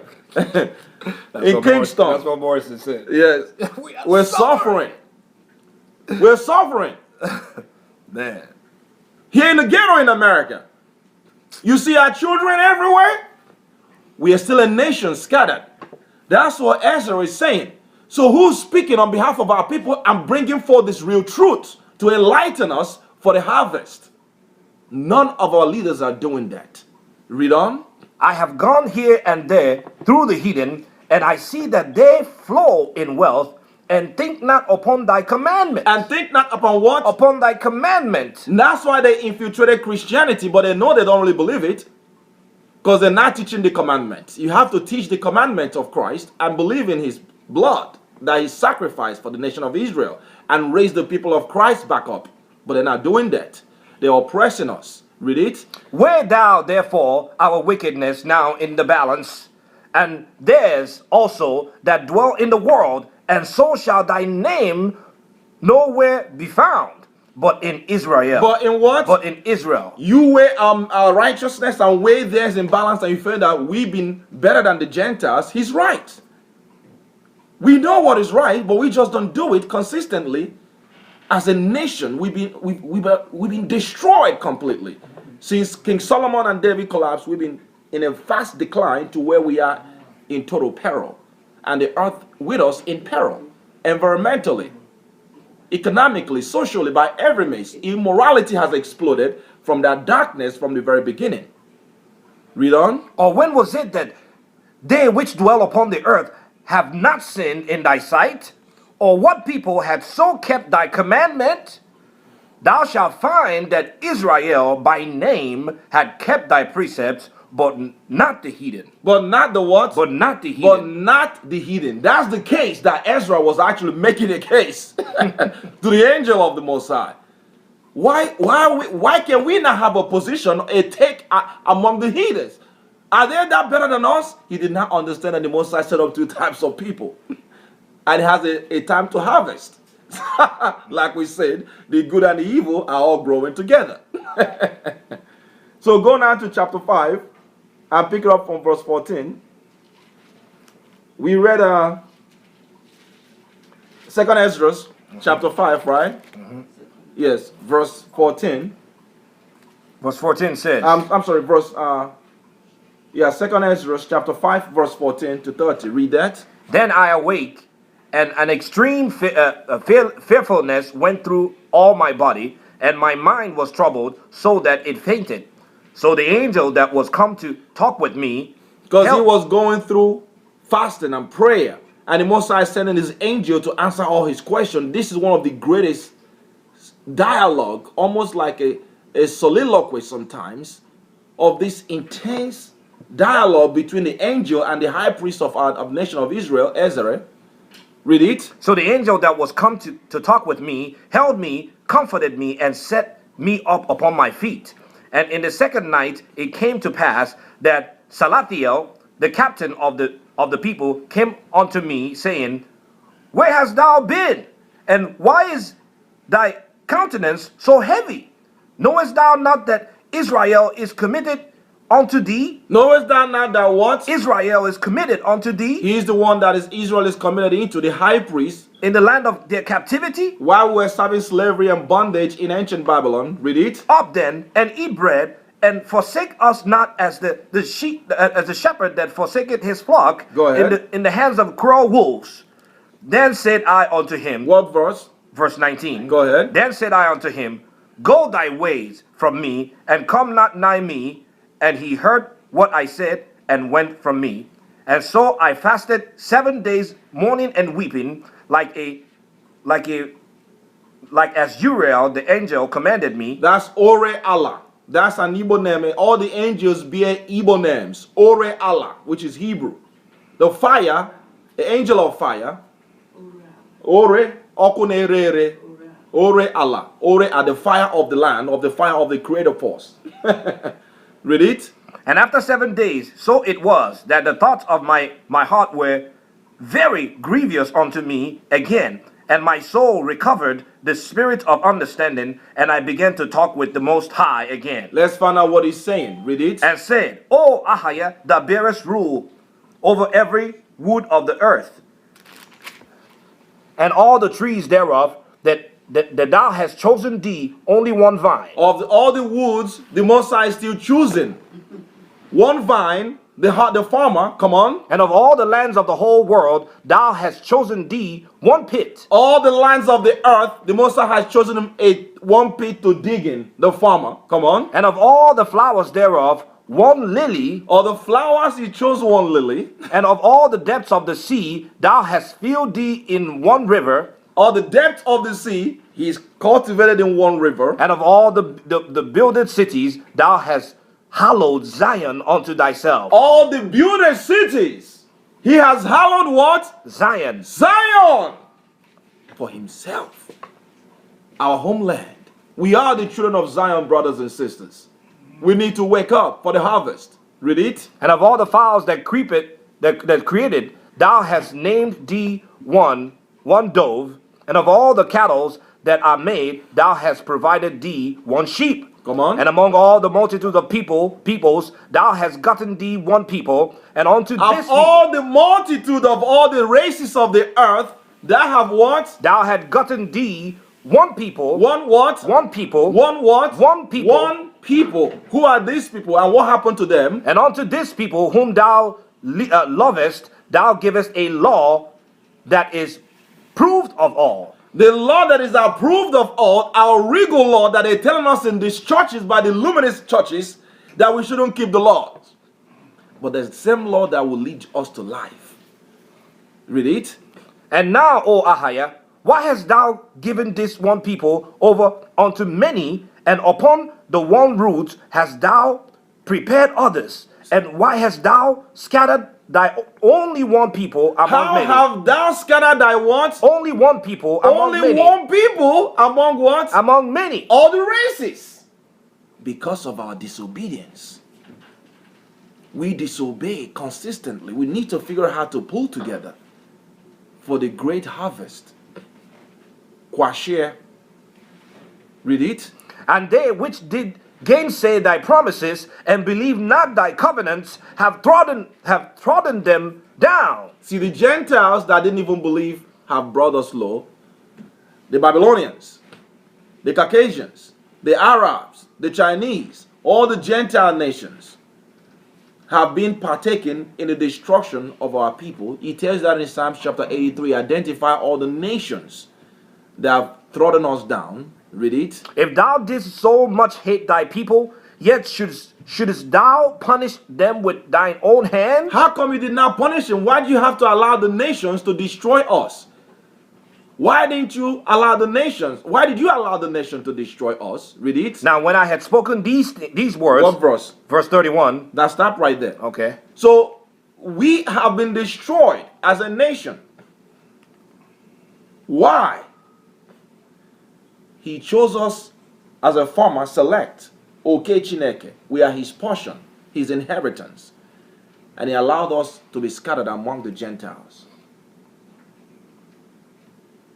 So let's look at why. Go to Isaiah chapter 5 now. Yache Yawa. Isaiah chapter 5. Why? Chapter 5, verse 1. Yes. Before you go to Isaiah chapter 5 verse 1, read Psalms 83 real quick to identify the nation that he used to destroy us. And then we're going to go to Isaiah real quick. Psalms 83 real quick. Let's read very quickly. Psalms 83. Verse 1. That's Telem 83. Verse 1. Verse 1 says, Keep not thou silent, O Alahayim, hold not thy peace, and be not still, O Alahayim, for lo, thine enemies make a tumult. Thy what? Thine enemies Thy make what? thine enemies Go ahead. make a tumult, and they that hate thee have lifted up their head. Because when David and kingdom begin to collapse, this nation begin to rise back up. Because he conquered all of them. They begin to make a tumult. And they that hate the truth under the powers of darkness, the serpent is using that image in Daniel dreamed of chapter 2. They're rising back up now. And we fell. Read it. They have taken crafty counsel against thy people, There's a crafty counsel against us, the holy people. Come on. and consulted against thy hidden ones. Those that don't even know that the chosen people that we've been scattering, starting from the time of this Ezra leading to America, total slavery and desolation of our people. Read it. They have said, Come, let us cut them off from being a nation. What did they say? Come, let us cut them off from being a nation. Why? That the name of Israel That the name of Israel, Allah, may be no more in remembrance. so that we don't know who we are. That's the satanic ploy to destroy our people. Read it. For they have consulted together with one consent. It's a global consensus, a unanimous consensus to destroy the holy seed, the serpent controlling the earth to destroy the seed of the woman, like in Genesis chapter 3, verse 14 and 15. Read it. They are confederate against thee. A global conference. This is the United Nation against the holy people, because we don't even have a seat right there. Go ahead. The tabernacles of Edom. Who's the number one in line? The tabernacles of Edom. The Caucasians. And who's the next? And the Ishmaelites The Arabs following them. of Moab. The Moabites in Palestine. And the Hagarenes. The Hagarenes, they are also Ishmaelites, Arabs. Gibal and Ammon. Those are the Ammonite. Jordan is with them. And Amalek. And who? And Amalek. The Jewish Zionists in Jerusalem that controls the elite, the globalists. That's the Amalekites with the bloodline of Satan. That's a special sect of the Caucasians that control slavery. The Philistines with the inhabitants of Tyre. When you read this book called Jews Selling Black, this is actually called Jews Selling Blacks. Louis Farrakhan, he tells you, he gives you all the documentation of the receipts and the selling documents. These supposed to be fake Jews selling the blacks the real Jews. That should be the title of this book. Yep. It was the Amalekites that made money. Cohen family. They made money. Samuel Haynes, Jacob Cohen, and sons. They own all the slave ships. And they're watching us closely because they understand that the harvesting, they have to watch the holy people because the harvest depends on us. When we're waking up, they have to monitor us effectively. That's what COINTELPRO is all about. That's what the CIA and the FBI is all about. Edgar Hoover identified there to suppress that Messiah that will come from our people for the time of harvest. So they're watching us. Read it. Verse 7. Gebal and Ammon and Amalek, And Amalek, come on. the Philistines with the inhabitants of Tyre, The true Africans, Egyptians, Ethiopians that are actually in East Africa right now. Not in the slave coast of Africa where the Jews are still. The Hausa people in Nigeria are also part of the Africans too. Go ahead. Ashur also is joining with them. Assyria or Syria, go ahead. They have opened the children of Lot, Silo, Think about that. Silo, think about that. These are the people that we helped. The devil is using them to destroy us. Come on. do unto them as unto the Midianites, as to Sisera, as to Jabin, at the brook of Kishon, which perished at Endor. They became as dung for the earth. Make their nobles like Oreb, Make their powers, their elite like what? like Oreb, Go ahead. and like Zeb, yea, all their princes as Zebah and Zalmunna, who said, What did they all say in unanimous consensus? let us take to ourselves the houses of Alahayim in possession. Let's take Jerusalem, and took the chosen people and control them and divide them up under the global structure that we all exist today. Under, we're being called Nigerians. We're being called Brazilians, South Americans, Puerto Ricans, Mexicans. They created all these countries. We are all under them. Amazing. It's a global plan. But how did we get in? We've been in peril leading to Christ's coming to be harvested. How did we get in peril? Go now to Isaiah chapter 5 now. The Most High planted us for glory. He planted us for rulership. Our disobedience. Isaiah or Yacheyawa chapter what? Isaiah chapter 5 verse 1. Read it. Now I will sing to my well-beloved a song of my beloved touching his vineyard. The prophet Yacheyawa is singing a song to the beloved, the Most High and his son, Christ, touching his what? His vineyard. Concerning his vineyard. Let's find out what this vineyard is all about. Like we say, this Israel is the next chosen vineyard. Us, out of all the field, Erezi, the Most High has a chosen field. Read it. My well-beloved had a vineyard in a very fruitful hill, and he fenced it, and gathered out the stones thereof, and planted it with the choicest vine, and built a tower in the midst of it, and also made a winepress therein. And he looked that it should bring forth grapes. And he looked that it should bring forth grapes, righteousness, and productivity. And what happened? And it brought forth wild grapes. And he brought forth what? Wild grapes. After he did all this work. He did everything. Go ahead. And now, O inhabitants of Jerusalem, Who is he speaking to? O inhabitants of Jerusalem, He's speaking to Yerushalayim, us. What is he saying to and us? men of Judah, And men of who? men of Judah, The Negroes, us the Igbos, the so-called African Americans. Because we were the leaders of these people, the 12 tribes. What is he saying to us? judge, I pray you, betwixt me and my vineyard. What could have been done more to my vineyard that I have not done to it? Wherefore, when I looked that it should bring forth grapes, why did it bring forth wild grapes? The Most High took down the nations for us. He took down the Gentile governments and set us up in the greatest real estate that connects the heavenly realms, where he's going to be the Most High to give us ononelu. That's the Hebrew word for Most High. We've seen that. To give us direct instruction, his laws to rule the earth. That's what Israel means. H-R-E-Allah. But we fell. when he looked that we should produce righteousness and the fruits of the Spirit and obedience, we brought wild grapes. That disappointed him. After he did everything, we saw in Genesis, the whole world was created for us. That's what Ezra was saying. So the whole world was created for us. The whole universe. He loves us, brothers and sisters. We must be obedient. Read it. Now go to, I will tell you what I will do to my vineyard. What is he going to do to his vineyard? I will take away the hedges thereof, The protections. and it shall be eaten up, and break down the walls thereof, The walls of protection, and we'll be being exploited. Come on. and it shall be trodden down. And we're going to be brought low from our high place in Zion. Come on. And I will lay it waste. I will what? I will lay it waste. The Most High took away the power and allowed the Gentiles to come in and lay us waste. It shall not be pruned, Nor what? nor dig. Nor dig. Or that's weeding process that you do in a farm. So you can ensure that the real wheat is not taken over by the tear.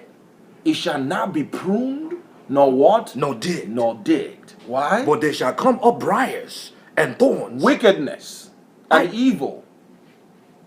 Go ahead. I will also command the clouds that they rain not, nor upon it. That's why we are not fertilized. We are not being nourished with the truth, with the word. We're not being nourished with the mysteries of the Most High. It shall not be pruned nor digged. I will command the cloud Not to rain. not to rain no more upon it. Now you see why we're suffering, where we're in peril, leading to the harvesting. It's a bad farm that is going to be harvested. It will be burned, but only the righteous that will be harvested out of this farm. Read it. For the vineyard of Ahiah of hosts is the house of Israel. The prophet said what? For the vineyard The of vineyard of Ahiah, the Most High power of hosts, is what? is the house of Israel, The 12 tribe of Israel, come on. and the men of Judah, And the men of who? the men of Judah, The Negroes, the Igbos, the so-called African Americans are what? is his pleasant The plant. pleasant plants. The people that he entrusted in his hands to control the universe. So when you see these wicked Amalekites that control capitalism, that has enslaved, they know who they have to put their foot on their neck, on us. Ahiah of hosts. Us. We should be trying to figure out what we need to do to set our rulership in order, in obedience, getting our families together, brothers and sisters together, keeping the commandments, waking up again, our ancients, putting them back in their position again to rectify what is going to happen. But it's hard because it's so hard to get us together and prepare them for the harvest, because everyone gone off in their own ways. We're thinking it in a Gentile mindset. For the vineyard of Ahiah of hosts is who? The house of Israel. Is the house of Israel. So he's chosen a vineyard out of the whole earth, Erezi. And the vineyard is the 12th tribe of Israel.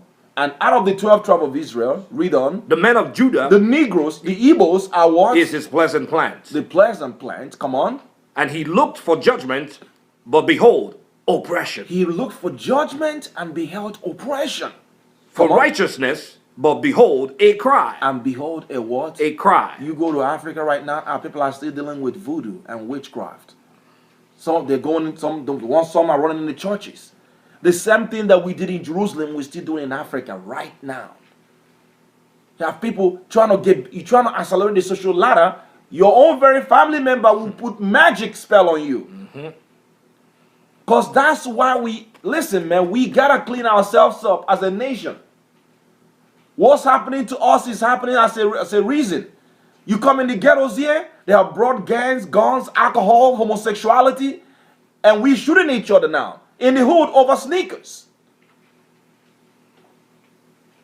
It is hard to get these holy people to understand what has happened to them. We are that vineyard that is being harvested first, and then the rest of the world will follow as we go. We got to get it together, brothers.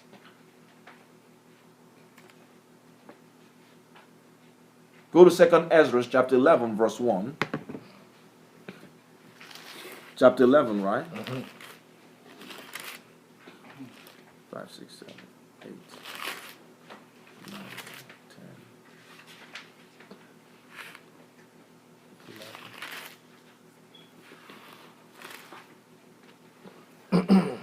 Second Ezra back in the Apocrypha.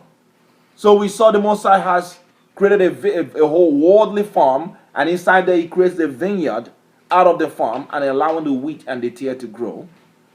Read it. Second Ezra chapter 11 verse 1. Then saw I a dream, and behold, there came up from the sea an eagle. No. This is Second Ezra, right? Second Ezra's.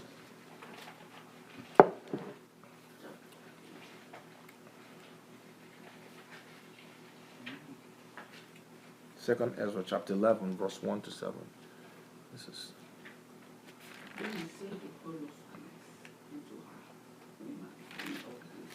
Second Ezra's.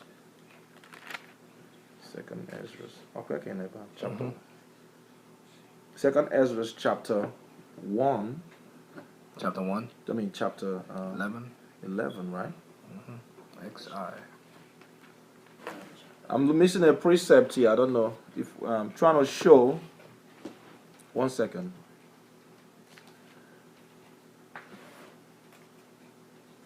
Okay, let's pick it up from Lamentations, chapter 1, verse 1 to 10, real quick. The book of Lamentation, chapter 1, verse 1 to 10. Lamentations chapter 1. How doth the city sit solitary that was full of people? How does the city sit so solitary that was what? Full of people. We were full of people. The 12 tribes of Israel, the Mexicans, the Puerto Ricans, Asher. You have God. You have the Negroes. All of them were all there. We were the greatest nation in the earth at once. And the Most High started a process to decapitate us. Listen to the lamenter saying, how is she become as a widow?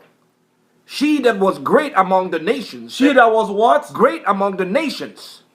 And princes among the provinces. How is she become tributary? How is she become a what? Tributary. Like we're paying taxes to America now. We are actually dependent on other nations. We used to be a full functioning nation, had our law, had our own land, had all the resources. How did we become dependent? Tributary. Come on. She weepeth sore in the night, and her tears are on her cheeks. Among all her lovers, she had none to comfort her. All her friends have dealt treacherously with her. All the nations that we used to run to have exploited us, rejecting the laws of the Most High. None can help us now. Read it. They are become her enemies. Judah is gone into captivity. Judah, Yehuda, is what? He's gone into captivity. Slavery. Slavery. Yehuda went into captivity and we're still here. Back then, we continue to go into captivity. If you're looking for Jews, they're the enslaved. This is sad, man. It's a sad, sad lamentation. This is a Negro woman. That's exactly how women of Zion cry. So-called black woman. Read it. Judah is gone into captivity because of affliction and because of great servitude. She dwelt among the heathen. She dwells where? Among the heathen. We are scattered now, serving hard bondage among the heathens. Come on. She findeth no rest. All her persecutors overtook her between the straits. The ways of Zion do mourn, because none come to the solemn feasts. No one, our feast days are all over. When we were taken down, that's when our captivity began to go. When we began to go into Babylonian captivity, no, that's why you don't keep Sabbaths no more. You thinking you're a Christian now. That's why all our feast days, our new moon, our holy days, everything was put down because we had to go to slavery for disobedience. Tell that to these churches of the earth today. Read it. All her gates are desolate. Her priests sigh. That's the gate of protection. That's before Ezra was saying everything, he's saying this is exactly what happened before then. And you're going to see us piling into Africa. The influx of our people into Africa. Read it. Her priests sigh. Her virgins are afflicted, and she is in bitterness. Her adversaries are the chief the chief, her enemies prosper, Her enemies what? prosper, Come on. and the Most High has. Upon us for breaking the commandments. Disobedient people. Come on. Her children are gone into captivity before the enemy, and from the daughter of Zion all her beauty is departed. Her princes are become like harts that find no pasture, and they are gone without strength before the pursuer. Jerusalem remembered in the days of her affliction and of her miseries all her pleasant things that she had in the days of old. See there? We used to be the most powerful nation in the earth. We don't even think about that no more. The royal priesthood, the goals of Solomon, the military, millions of military. We had everything. The priesthood. Now we had a fake people in Jerusalem today claiming to be us. The fake Jews that are invented. Invention of Jewish people. The so-called Jewish Zionists today in the earth. They have the audacity to claim to be us because they understand these are sorcerers. The elite are sorcerers, Amalekites. They took over Jerusalem. Come on. When her people fell into the hands of the enemy, and none did help her, the adversaries saw her and did mock at her Sabbaths. Jerusalem had grievously sinned, therefore she is removed. All that honored her despise her. You see that? Jerusalem has grievously sinned, and what happened to us? Therefore she is removed. We were removed out of our holy land because of sin, waiting for the time of final threshing. But something will have to happen to create opportunity for some of us to be saved. We'll look at that. Read it. All that honored her despised her, because they have seen her nakedness. Because they have seen us being exposed. We've been exposed. The nations know who we are. The Africans, they know who we are. The Arabs know, but they won't tell us. Even our leaders, some of them know who we are. They won't even tell us. They may not even understand what it really means in the larger scheme of things, because they think this is an old book, just dust it and put it down. Read it. Yes, she sigheth and turneth backward. Her filthiness is in her skirts. I want. Her filthiness is in her skirts. We're still carrying that. That's exactly what I told you, that we're still dealing with the same voodoo and the same paganism and Satanism that we were mixing with true Hebrewism back in Jerusalem. The North American Indians were doing it when they were here in North Central South America. The Negroes, the Jews in Haiti, in Benin right now. They're doing it right now. In Jamaica, even in slave coast of Africa, in Ghana, in Yoruba land, in Igbo land, they're still dealing with the same stuff. Because our sin follows us. That put us in our condition. That's why the truth needs to be brought to them to prepare them for the harvest. Read it. Her filthiness is in her skirts. She remembered not her last end.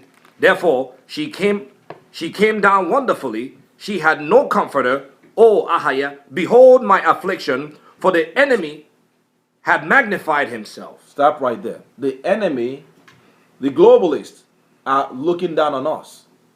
They don't even think that we can come back to dominance and come back for rulership again. But only a remnant of our people that will see the light, that will see the truth, will rise up. Amazing. He's going to have mercy on us. Go to Isaiah chapter 30, verse 1. Isaiah chapter 30, verse 1. And it reads. Yeah. What happened when the heat began to pile up in Jerusalem? We begin to run into Africa, and this started our global diaspora. This is how we got into Africa. Read it. Woe to the rebellious children. Woe to the what? Rebellious children. Destruction and shame to those people that are chosen to be the perfect vineyard. Says Ahaya. Go ahead. That take counsel, but not of me. They take counsel, not from the Spirit of the Most High. They listen to the prognosticators. They're not eating from the tree of knowledge of good and evil, like Adam and Chua. They're taking counsel down from his commandments. Come on. and that cover with a covering, but not of my spirit, Come on. that they may add sin to sin, They're not dealing with my Holy Spirit. They're not being protected under my Holy Spirit so that they can live in disobedience, which is transgression of the law, sin. Come on. that walk down to go to Egypt, and They walk down to go to where? to Egypt. To where? Egypt. Where is Egypt? Africa. It's a book here called Stephen Jacobs, The Hebrew Heritage of Black Africa. We are in Africa, brothers and sisters. Amen. The real Jews.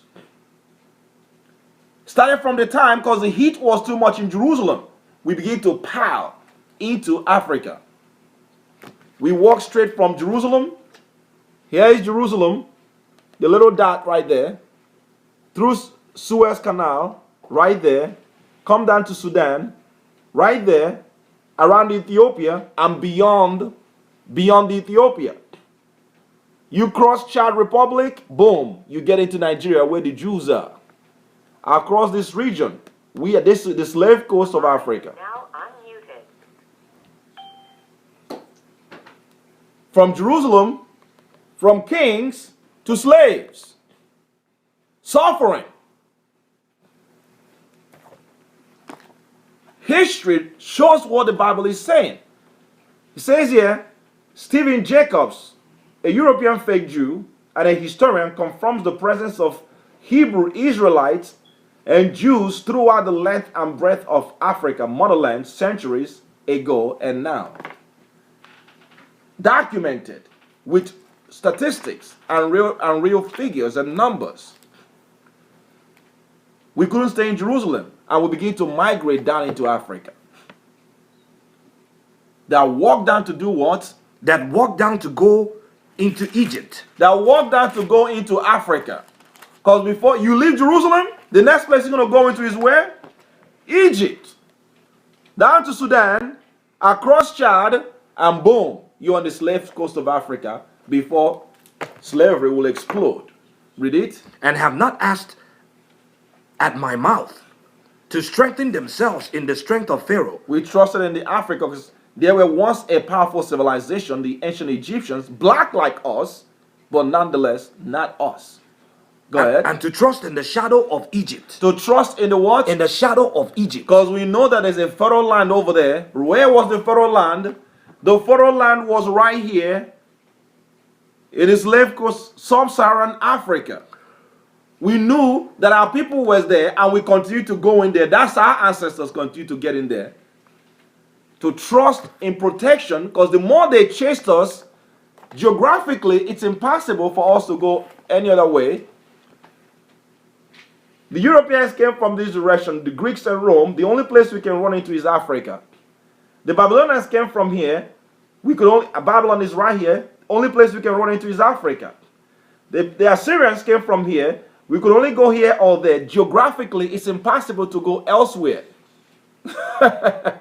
So you see the influx. Or the enemies came from this direction. They came from south and southeast, and we fled. Where they came from northeast, and we fled south and west. Geographically, it's impossible to have gone any other place. And we went into Africa. The North American Indians migrated already to America and became the so-called American natives. And now we're all being ruled by the global empires. And they know this information. Read it. Verse 3. Therefore shall the strength of Pharaoh be your shame, and the trust in the shadow of Egypt your confusion. And we are confused today. Go ahead. For his princes were at Zoan, and his ambassadors came to Hanes. They were all ashamed of a people that could not profit them, nor be an help, nor profit, but a shame and also a reproach. The burden of the beasts of the south into the land of trouble and anguish, from whence come up the young and old lion, the viper, the fiery flying serpent. They will carry their riches upon the shoulders of young asses. And we were carrying our riches on shoulders of young donkeys running straight into Africa because we couldn't stay in Jerusalem. When something happened to Jerusalem, boom, we're in Africa. It's like a backdoor way straight into for escape. Go ahead. And their treasures upon the bunches of camels, to a people that shall not profit them. To a people that cannot help us, Africa has not helped us. He protected us as a middle passage, but look at us over there. You have United Nations over there. You have NATO over there. Obama is visiting over there, setting them up for the final destruction. But you're going to see that's the place that the righteous will rise. After Babylon is destroyed. We're going to look at that, where the harvest will explode. Let's read it. For the Egyptians shall help in vain. The Egyptians can never help us. That goes with Egyptology and their doctrine. Go ahead. And to no purpose. Therefore have I cried concerning this. Their strength is to sit still. Now go, write it before them in a table. Write it before these people. The Most High telling the prophet to go write it to the holy people, the Israelite, the disobedient people, in a table. And note it in a book. Put it in a book. What does he want him to, the prophet, to write down? That it may be for the time to come, forever and ever. A future threshing, a future time appointed. What does he want him to write? That this is a rebellious people. Israelites, us, the Negroes, the Mexicans, and the North American Indians are a what? A rebellious A people. rebellious people. Lying children, children that will not hear the law of Ahaya. The children that will not what? Hear the law of Ahaya. Because we hate the law. We have to come back to the law to be harvested.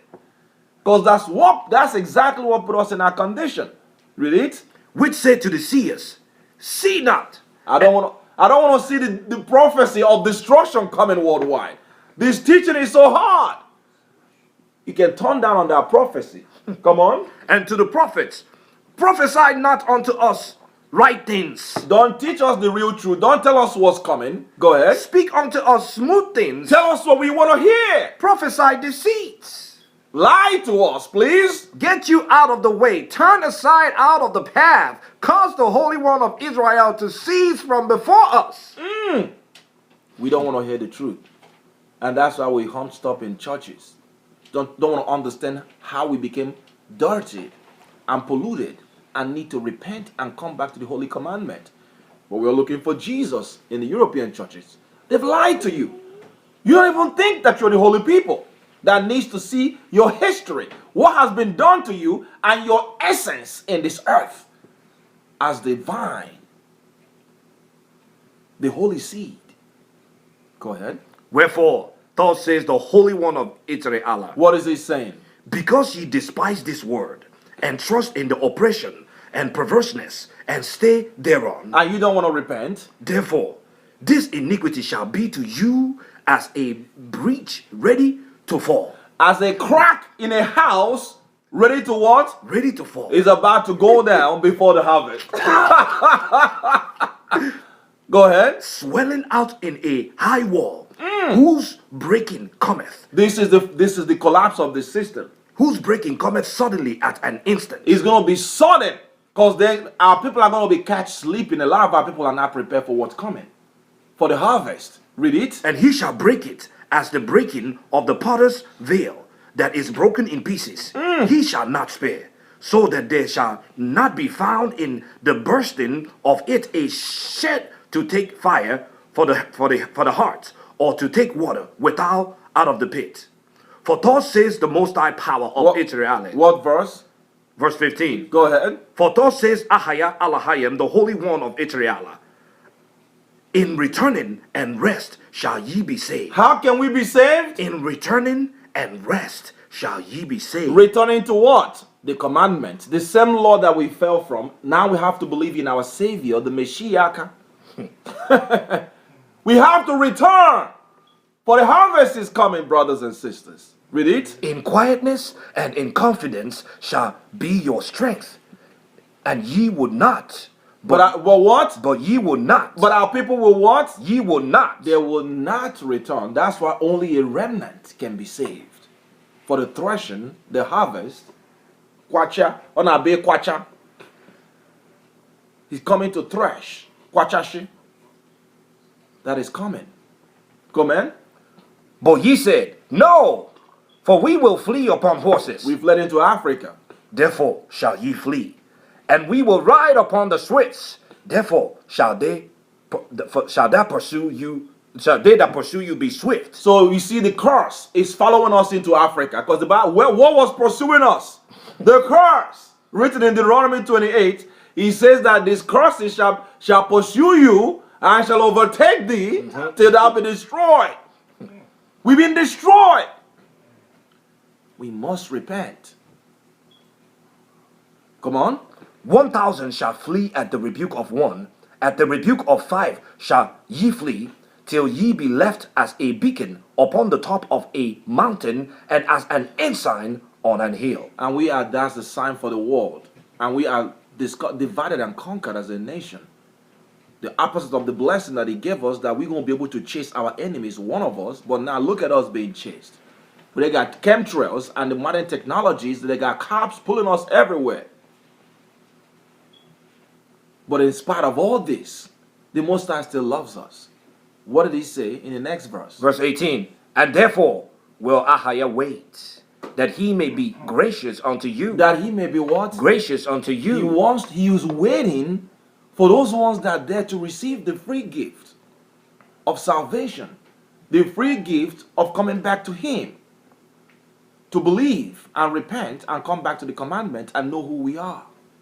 He waits for us. Come on. And therefore will he be exalted, that he may have mercy upon you. He wants to have what? Mercy upon you. He wants to have mercy upon us. Why? For Ahiah is a Alahayim of judgment.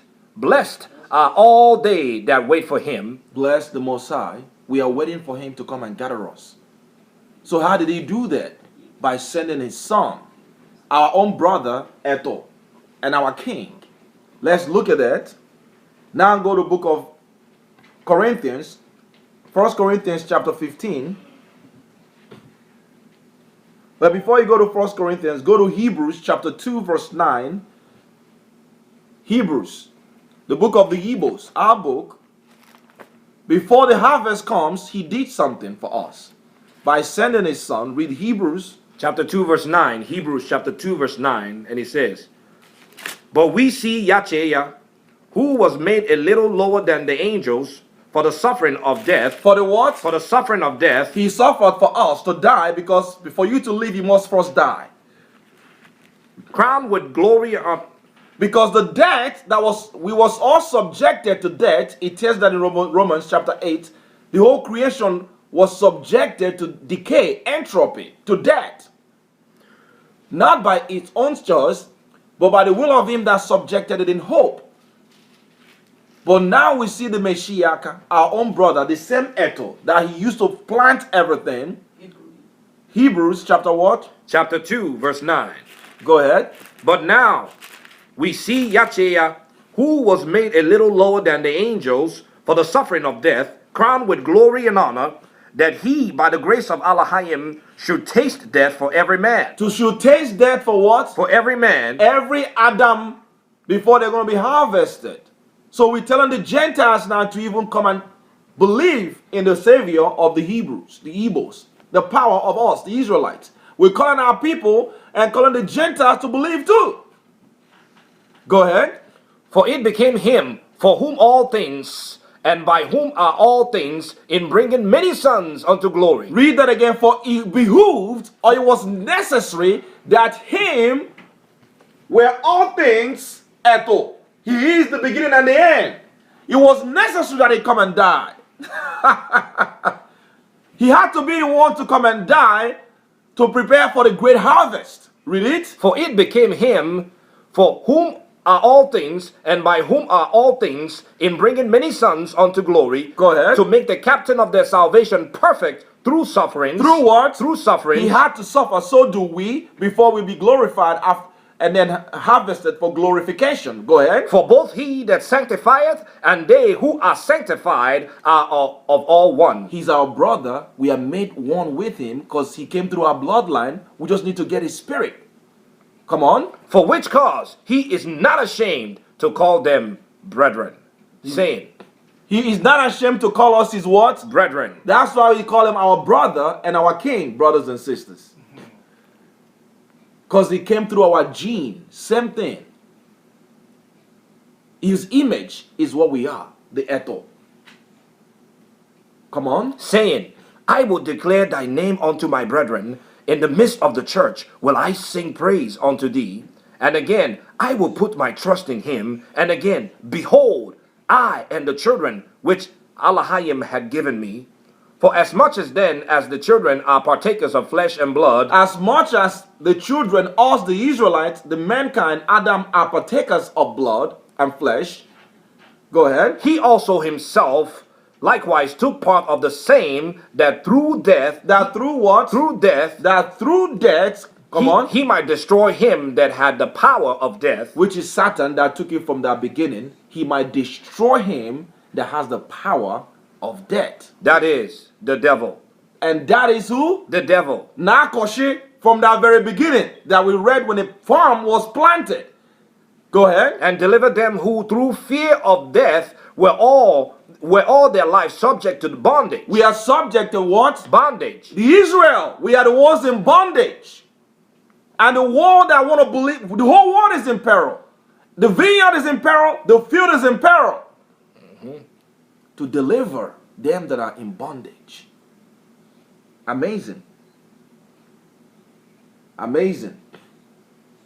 Go to Colossians chapter 1 verse 18. So that's the mercy, the grace of Ahaya Elohim through Eto. Colossians, we're rounding up Colossians chapter 1 verse 18. to 23. And it reads, and he is the head of the body. Eto is the what? The head of the body. The Mashiach is the what? The head of the body. What is the body? The church. The church is Israel. Israel. She tells that in Acts of the Apostle chapter 13. Is everywhere in the Bible. The Gentiles are grafted into the church. Come on. Who is the beginning? Christ is the what? Is the beginning. He is the Ah. And what else? He is the beginning. He's the Ah and the To. Ato or Eto. He's the beginning and the end of creation. So it behooved him to have to come and die to deliver Israel. And everyone else that will believe in him. The whole world. We are the kings under him to rule Israel, to rule the rest of the world that will believe in our Savior. Read it. The firstborn from the dead. He's the firstborn from the what? From the dead. He had to die first and resurrect and open a way for us now to keep his commandment through his Holy Spirit. The first one, the first Adam that died and rose, how? That in all things, In some things, in all things, in all things, he go ahead. might have the preeminence. He's the preeminent one. Eto, from the very beginning, the whole world was created for him. Read it. For it pleased the Father that in him should all fullness dwell. It pleased the Father that in him the fullness of all the Godheads, everything dwelt in the Son. The Father allowed it that way. Go ahead. And having made peace through the blood of his cross, by him to reconcile all things unto himself. To reconcile what? All things unto himself. Christ is reconciling. You're going to see he's the harvester. All things unto himself, which is going to turn over back to the Father. Go ahead. By him I say, whether they be things in the earth, Whether there be things in the earth or things in heaven, or things in heaven, and you that were sometimes alienated and enemies in your mind by wicked works, yet now had he reconciled. now he's reconciling us, brothers and sisters. He's reconciling the whole world to be harvested. Be counted in the harvest. Be counted in the bonds of the Mashiach Eto. He's reconciling creation, plant life, everything that we saw in Genesis. He's reconciling everything now. He's bringing judgment before the final threshing. Read it. In the body of his flesh through death, to present you holy and unblameable and unreprovable in his sight. Come on. If ye continue in the faith. If you what? If ye continue in faith. If you what? If ye continue in faith. In this truth. Go ahead. Grounded and settled. Grounded and fixed. Don't be pulled from false doctrines. And settled and fixed. Come on. And be not moved away from the hope of the gospel, which ye have heard, and which was preached to every creature which is under the heaven, whereof I, Paul, I'm made a minister. I'm made a minister. And we are all the ministers of the same gospel today. The Jews declaring the mysteries, the history of the gospel of Ethel, the Messiah. We are preparing for a harvest, brothers and sisters. Christ has reconciled, paid the price. He's reconciling everything. He's still doing it. Wow. He's telling the Israelite now, these are the Israelite in the church of Colossians, the Israelite in the church of the book of the Hebrews. He's telling us to get it together. Get it together. Amazing. Precept that with 1 Corinthians chapter 15, verse 22 to 28. 1 Corinthians chapter 15, verse 22. 1 Corinthians chapter 15, verse 22. For as in Adam all die, As in Adam, the first man, all what? all die, Come on. even so in the Messiah Even so in the Messiah, come on. shall all be made alive. Living. That's that life, that the image. Eto. He tells you that the Eto is also the Chi. He has life. This Eto is Etuchi. He has the Chi, which we saw right here. Etuchi, which is the sign of life.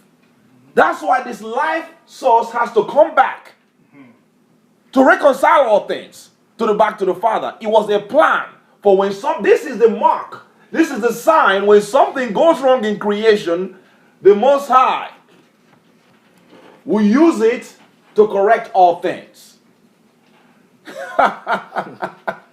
It's a mystery. Read that again, please. 1 Corinthians chapter 15, verse 22. For as in Adam all die, We were subjected to death. even so in the Messiah shall all be made alive. The life-giving spirit. Come on. But every man in his own order. What is the order? Christ, the Messiah, the first fruit. The Messiah is the what? The first fruit. That will be harvested. We've seen that many times. Come on. Afterward, they that are the Messiah. Many brethren that is bringing unto glory. At his Israel at his what? At his coming. The second coming. And the Gentiles that will believe as well. And he's going to reward everyone according to the nation of Israel have a great reward in the kingdom. Because the whole world was meant for us. The Gentiles that will believe, that will reject all their gods, will benefit. Will be harvested. Come on. Then cometh the end, when he shall have delivered up the kingdom to Elohim. Christ, after he's reconciled everything with what? Deliver the kingdom to Elohim, Rulership back to the Father. even the Father. When he shall have put down all rule and all authority and power. He has put down every rulership, every government, every authority and power. He subdue everything. Come on. For he must reign till he had put all enemies under his feet. The last enemy that shall be destroyed is death. The last enemy that shall be destroyed is what? Is death. We have to prevail over death. Because death was made subjected to us. We said it, Most I say he appointed death to us in that large form, Erase, when we broke it. Just like the nation of Israel, we've been in peril for breaking the commandments and we're dying as a nation. And the Gentiles are having privileges over us. So now he's telling our people to wake up and prepare. Come on. For he had put all things under his feet. But when he said all things are put under his feet, it is manifest that he is exempted, which did put all things under him. Talking about the Messiah, because Christ is not under the Messiah. The Messiah and Ononelu is over the Messiah. He's the head of the Messiah, the Eto. Come on. And when all things shall be subdued unto him, then shall the Son also himself be subjected unto him. The Messiah's Son will be what? Subjected to the Father. Letting you know that Christ is the plan of salvation. He's the key. He's the turnkey. He's the emblem. He's the solution. He's the sign. Atoba. Etu Chineke. Come on. He be subject unto him that put all things under him. Stop right there. So let's go now to Hebrews, back to Hebrews chapter 10 and read verse 1 to 3. Because he went back into the heavenly realm. When he died, the Father is using him to do all the work, to do the harvesting. Hebrews chapter 1 verse 1. Yep, chapter 10. Hebrews chapter 1. Yeah, we're going to go to 10 afterwards. Let's go to Hebrews chapter 1 and then read verse 1 to 3. Okay. The book of the Hebrews. Hebrews chapter 1, verse 1. The book of the Negroes. Let's read it. Elohim, who at sundry times and in divers manners spake in times past unto the fathers by the prophets. By the what? By the prophets. Go ahead. Had in these last days spoken unto us by his own Son. By his own what? By his own Son. Christ is now speaking in these last days.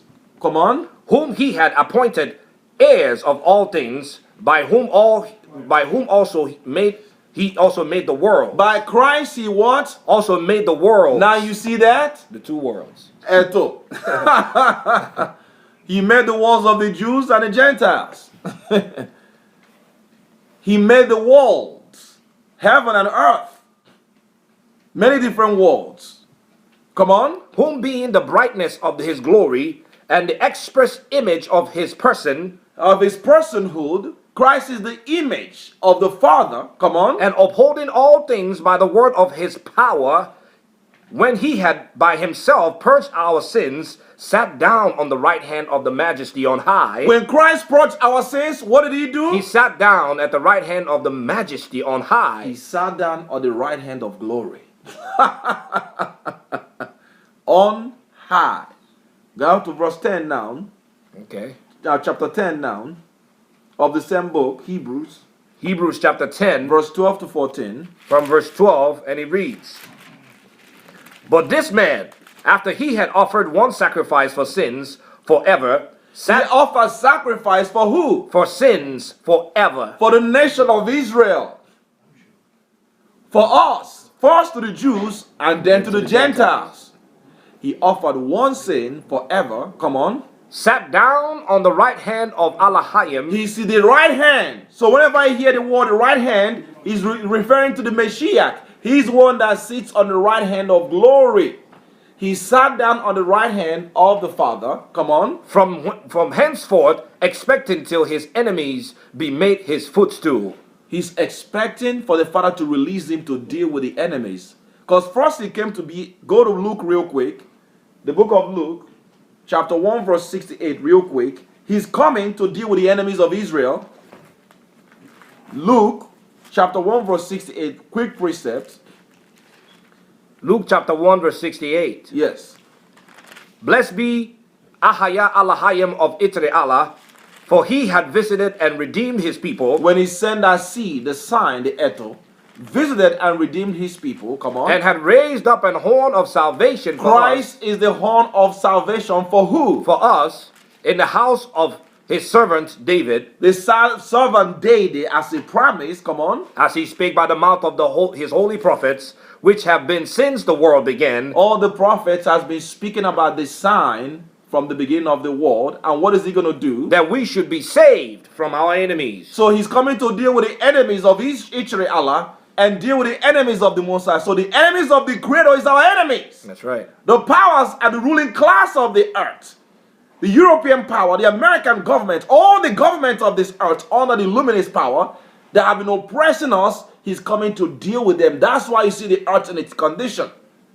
And things will accelerate even worse. That we should be saved from our enemies, come on. And from the hand of all that hate us. Go ahead. To perform the mercy promised unto our fathers, and to remember his holy covenant, the oath which he sware to our father Abraham, come on. that he would grant unto us, that we, being delivered out of the hand of our enemies, might serve him without fear, in holiness, righteousness, before him all the days of our lives. So they know that we're going to be priests and kings when this all is done away. So you think that the powers controlling this earth under Satan wants to see us do this? No. They load this. So back to what you were reading. So we read that in Hebrew. Christ is waiting for this to judge the enemies. Hebrews chapter 10. Yeah, Hebrews chapter 10, right? Yeah, verse 12. Verse 12. Verse 18 actually. No, verse 12. That was 12. Okay. Yep.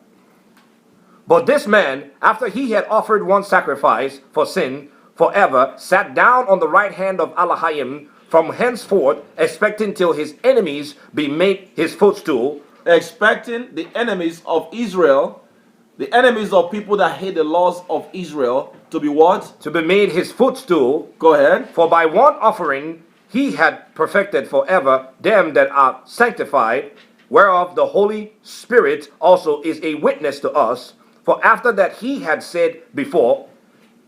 See there? That was verse 14, right? I wanted to stop in verse 14. All right. Trying to round up down. Genesis.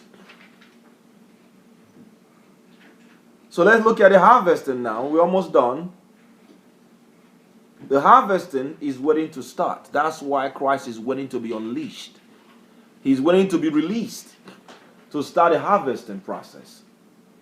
Kwachashia is going to cut the earth into pieces. Let's go to Genesis chapter 49, verse 10. Genesis chapter 49, verse 10, and it reads, And 11. The scepter shall not depart from Judah, nor a lawgiver from between his feet, until Shiloh come. Until who? Shiloh come. Christ is, when you go to the Hebrew word, that word Shiloh is actually Shalom, which is the peaceful one, the one that completes everything. Rulership will always be with the Negroes, with the Igbos. They know that. The so-called African Americans.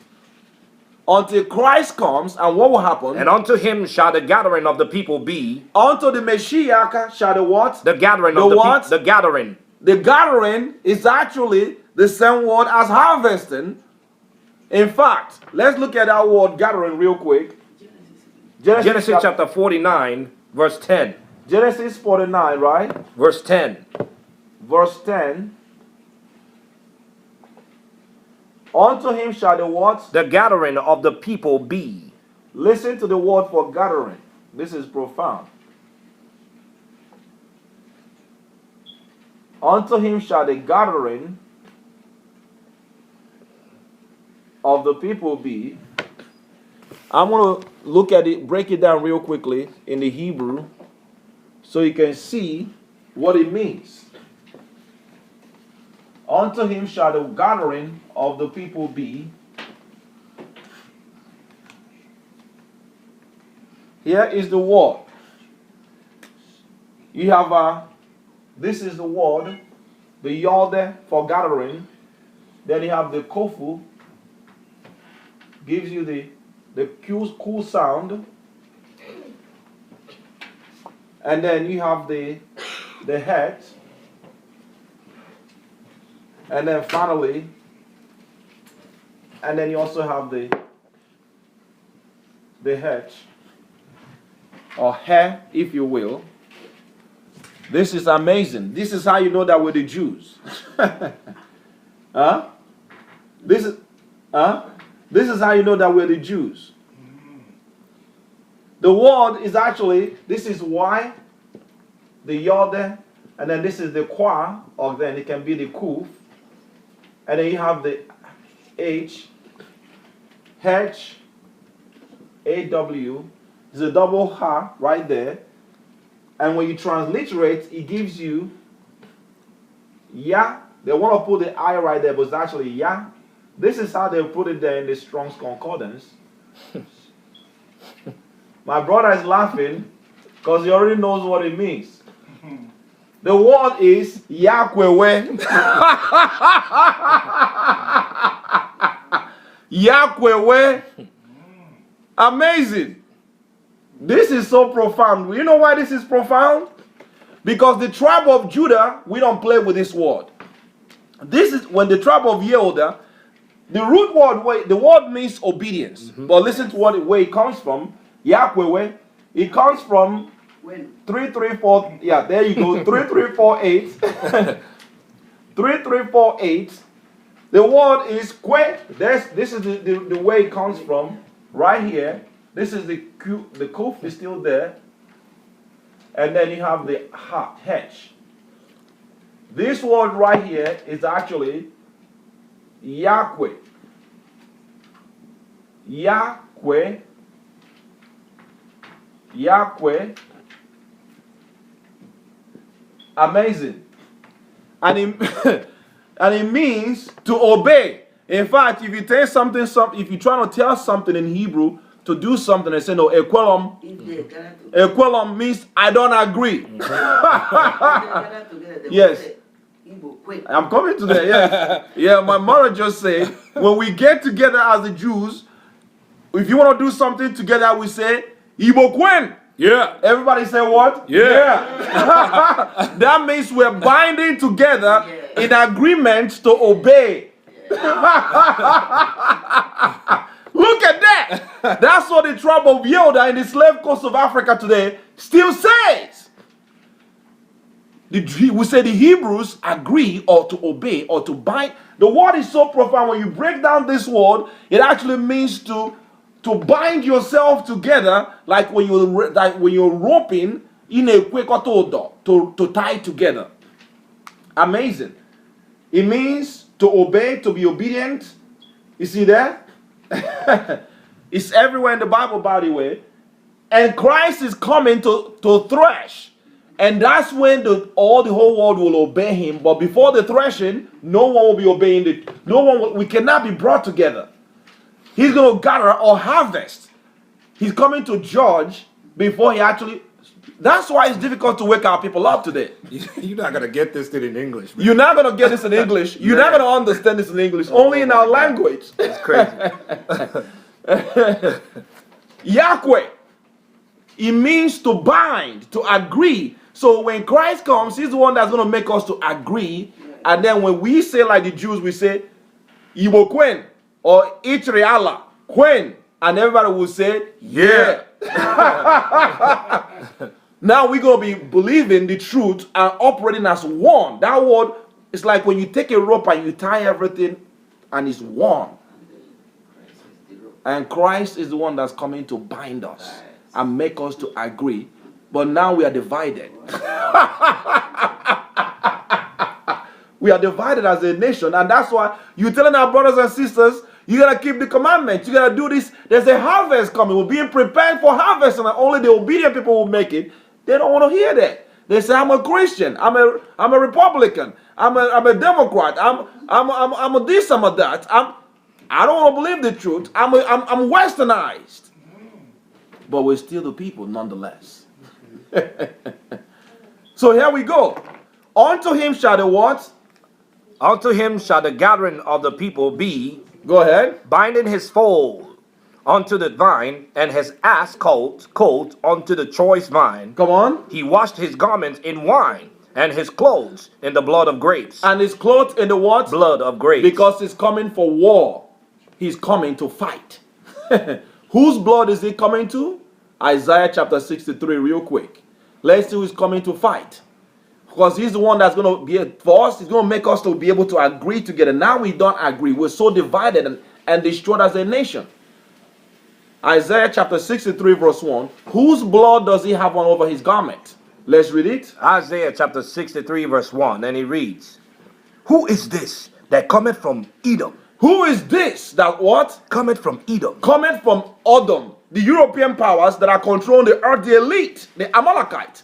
This is a vision of the resurrected Christ coming to take down the earth. Because he's waiting to be unleashed. Read it. With dyed garments from Bozrah. From where? From Bozrah. The capital city of the European power, when they were in Jerusalem, when they were in Middle East, Bozrah. This that is glorious in his apparels, travailing in the greatness of his strength. Traveling with the greatness of his strength. Traveling in the greatness of his what? His strength. What you're seeing is Christ after he has destroyed the European powers that are controlling this earth under Satan. Not the ones that are obedient to him, but the wicked that are controlling the earth under them. That's why they don't want this truth to come out. Because this is the image, the perfect man made. The image coming to fight against them. This is the alien that they're telling you in Hollywood. Come on. I, this that speak in righteousness, mighty to save. Mighty to save. Come on. Wherefore art thou red in thy apparel, and thy garments like him that treadeth in the wine fat. He is the one that what? Treadeth in the wine fat. Our Hebrew custom in farming, in harvesting, you smash into pieces the winepress to produce the wine or the oil. Come on. I have trodden the winepress alone. The Most High said, Christ said, I will have what? I have trodden the winepress alone. I'm the only one doing it by myself. And of the people, there were none with me. I went among the Gentile elite and their governments and saw that none of them really teaching the real truth of Christ. None of them is really obeying my commandments. I've trodden the winepress by myself. No one is really believing in the truth. Come on. For I will tread them in mine anger, and trample them in my fury. Come on. And their blood shall be sprinkled upon my garments. Ooh, that's why you see that his garment was full of blood of grapes, bloody. Come on. And I will stain all my garments. I will stain all my remnants. Go ahead. For the day of vengeance is in my heart. The day of what? Vengeance is in my heart. When he's coming to retribute and raise back his people, the Israelites and all righteous people. Come on. And the year of my redeemed is come. Who are his redeemed? Israel. Come on. And I looked, and there was none to help. I wondered that there was none to uphold. Therefore, my own arm. Therefore, my what? My own arm. The Most High sent Christ to bring what? Brought salvation unto me. Yahweh. Yahweh. He's the one that's called Yahweh or salvation to bring harvesting, to harvest the earth. Harvest the Israelites and harvest the Gentiles. You go to Revelation, you read the same thing too. My own arms brought salvation to me. Read it. And my fury, it upheld me. My own fury, which is because Christ is part of the Alahayim. That's why that part of him that's bringing salvation kept the Father cool. Otherwise, the Father would have broken out and destroyed the earth. That sacrifice that he did on the cross is immense. Powerful. You want to go to Revelation chapter 11? All right. Where he talked about he is the wall of Alahayim. Revelation chapter 11, I believe, where he tells you that that same war that's coming to harvest is coming with fury and anger to thresh. He coming with fury and anger to thresh the earth.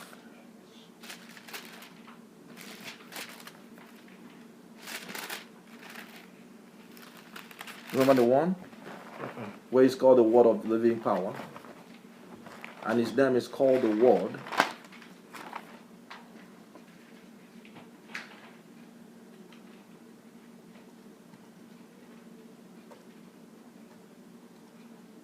It's called the word of God. It's coming to thresh.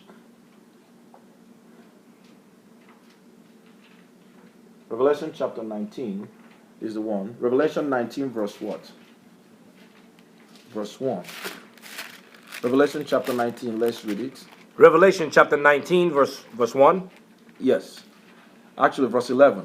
Verse 11 says, And I saw heaven open, and behold, a white horse, and he that sat upon him was called Faithfulness and True. He was called what? Faithful and true. Faithfulness or faithful to do or execute the judgment and thresh this earth and harvest it according to the will of the Father, and true. Read it. And in righteousness he doth judge and make war. He's coming to what? Judge and make war. He is the one riding the white horse to bring war upon the earth. Like we've seen, we're going into that final war. Come on. His eyes were as flame of fire, and on his head were many crowns. On his head was what? Many crowns. He's taking Bush crown, Obama crown. He has taken the crown of Queen of England, the luminous power crown.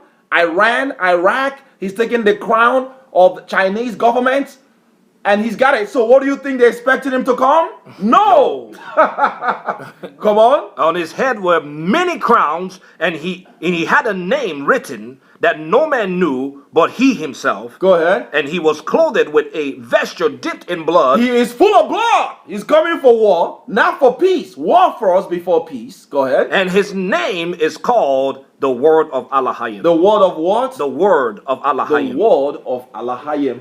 Come on. And the armies which were in heaven. And the what? The armies which were in He's heaven. coming with what? The armies. Military power. Angelic military. This is the real alien invasion. They're coming to invade the earth in the global cataclysm. That's what this is all building into. The armies which are in heaven coming to earth, come on, followed him upon white horses, clothed in fine linen, white and clean. And out of his mouth goeth a sharp sword, so you're going to do what with it? that with it he should smite the nations, He should smite the what? the nations, The Gentile government that have destroyed the nation of Israel, come on. and he shall rule them with a rod of iron. The law in power, come on. And he threaded the winepress of the fierceness and wrath of Almighty Elohim. Almighty power. Christ is coming to thresh, to harvest the earth, to thresh. It's funny how they use Allah Shonada here. Yes. Because of Almighty. because it's coming. Yes, it's coming to smash this earth, man. Woo! This is going to be great, man. My brother just identified it. He says it's amazing how they use the word. He threaded the earth with the fierceness of the what? Almighty Allah. Shodan. Allah Shodan there, which is the one that the supreme almighty power. He'll crush this earth. Man, this is so specific, man. Yeah. Christ, that's why you see the government fear the return of this one. This is the one they fear. He's coming to take care of business. So we tell our people to get rid of all the idolatries, come out of all these false churches, and get ready for Christ's return. He's coming to bring us back, to harvest us. Let's try to finish this teaching, brothers. Hang in there. I want to finish this thing strong. Let's go now to book of John chapter 15 verse 1 to 17. This is he speaking. Yakenen chapter 15 verse 1 to 7. Let's read it. John chapter 15 verse 1, and it reads, I am the true vine. What did Christ say? I am the true vine. He said what? I am the true vine. Come on. My Father is the husbandman. My Father is the owner. He is the Eto that was planted, that every life emanates from. Life flows from and through him and touches the earth. He behooved him that he had to come and die to bring everlasting life. He is the true vine, and the Father is the owner that did the planting with him in the beginning, or through him. Amazing. Exactly what the Holy Scriptures say. Come on. Every branch in me that beareth not fruit, he taketh away. And every branch that beareth fruit, he pruneth it, that it may bring forth more fruit. Now ye are clean through the words which I have spoken unto you. Abide in me, and I in you, as the branch cannot bear fruit of itself, except it abide in the vine. No more can ye, except ye abide in me. Go ahead. I am the vine, I am the vine. and ye are the branches. Ye are the branches that are coming out of him. We are extensions of him. Come on. He that abideth in me, and I in him, the same bringeth forth much fruit. Gentle. For without me ye can do nothing. Without me, you can what? Do nothing. You have to link to him because it's the source of life. It's the chi that gives us chi life. Come on. If a man abideth in me, he is cast forth as a branch.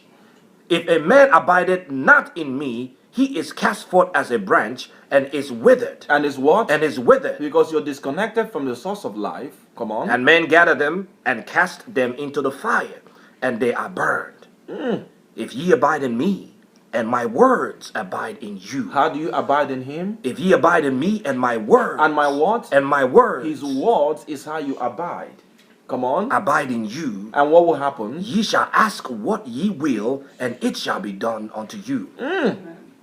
Herein is my Father glorified, that ye bear much fruit. The Father wants us to be productive, to be a fruit of righteousness and peace, all the fruits of the Spirit. That shows that we are the children of Elohim. Come on. So shall ye be my disciples. As the Father had loved me, so have I loved you. Continue ye in my love. Come on. If ye keep my commandments. If you what? If ye keep my commandments. How do you abide? If ye keep my commandments. Come on. Ye shall abide in my love. So commandment is how you abide in his love. Go ahead. Even as I have kept my Father's commandments and abide in his love. Because he's the head of the church. He's obedient, so we all should be obedient. Christ has a commandment to keep too. That's why he's faithfully executing the judgment to thresh the earth. Otherwise, he will not receive the kingdom. Read it. These things have I spoken unto you, that my joy might remain in you, and that your joy might be full. Come on. This is my commandment, that ye love one another, That ye what? love one another, This is my commandment, that ye love one another. as I have loved you. Go ahead. Greater love had no man than this, that a man laid down his life for his friends.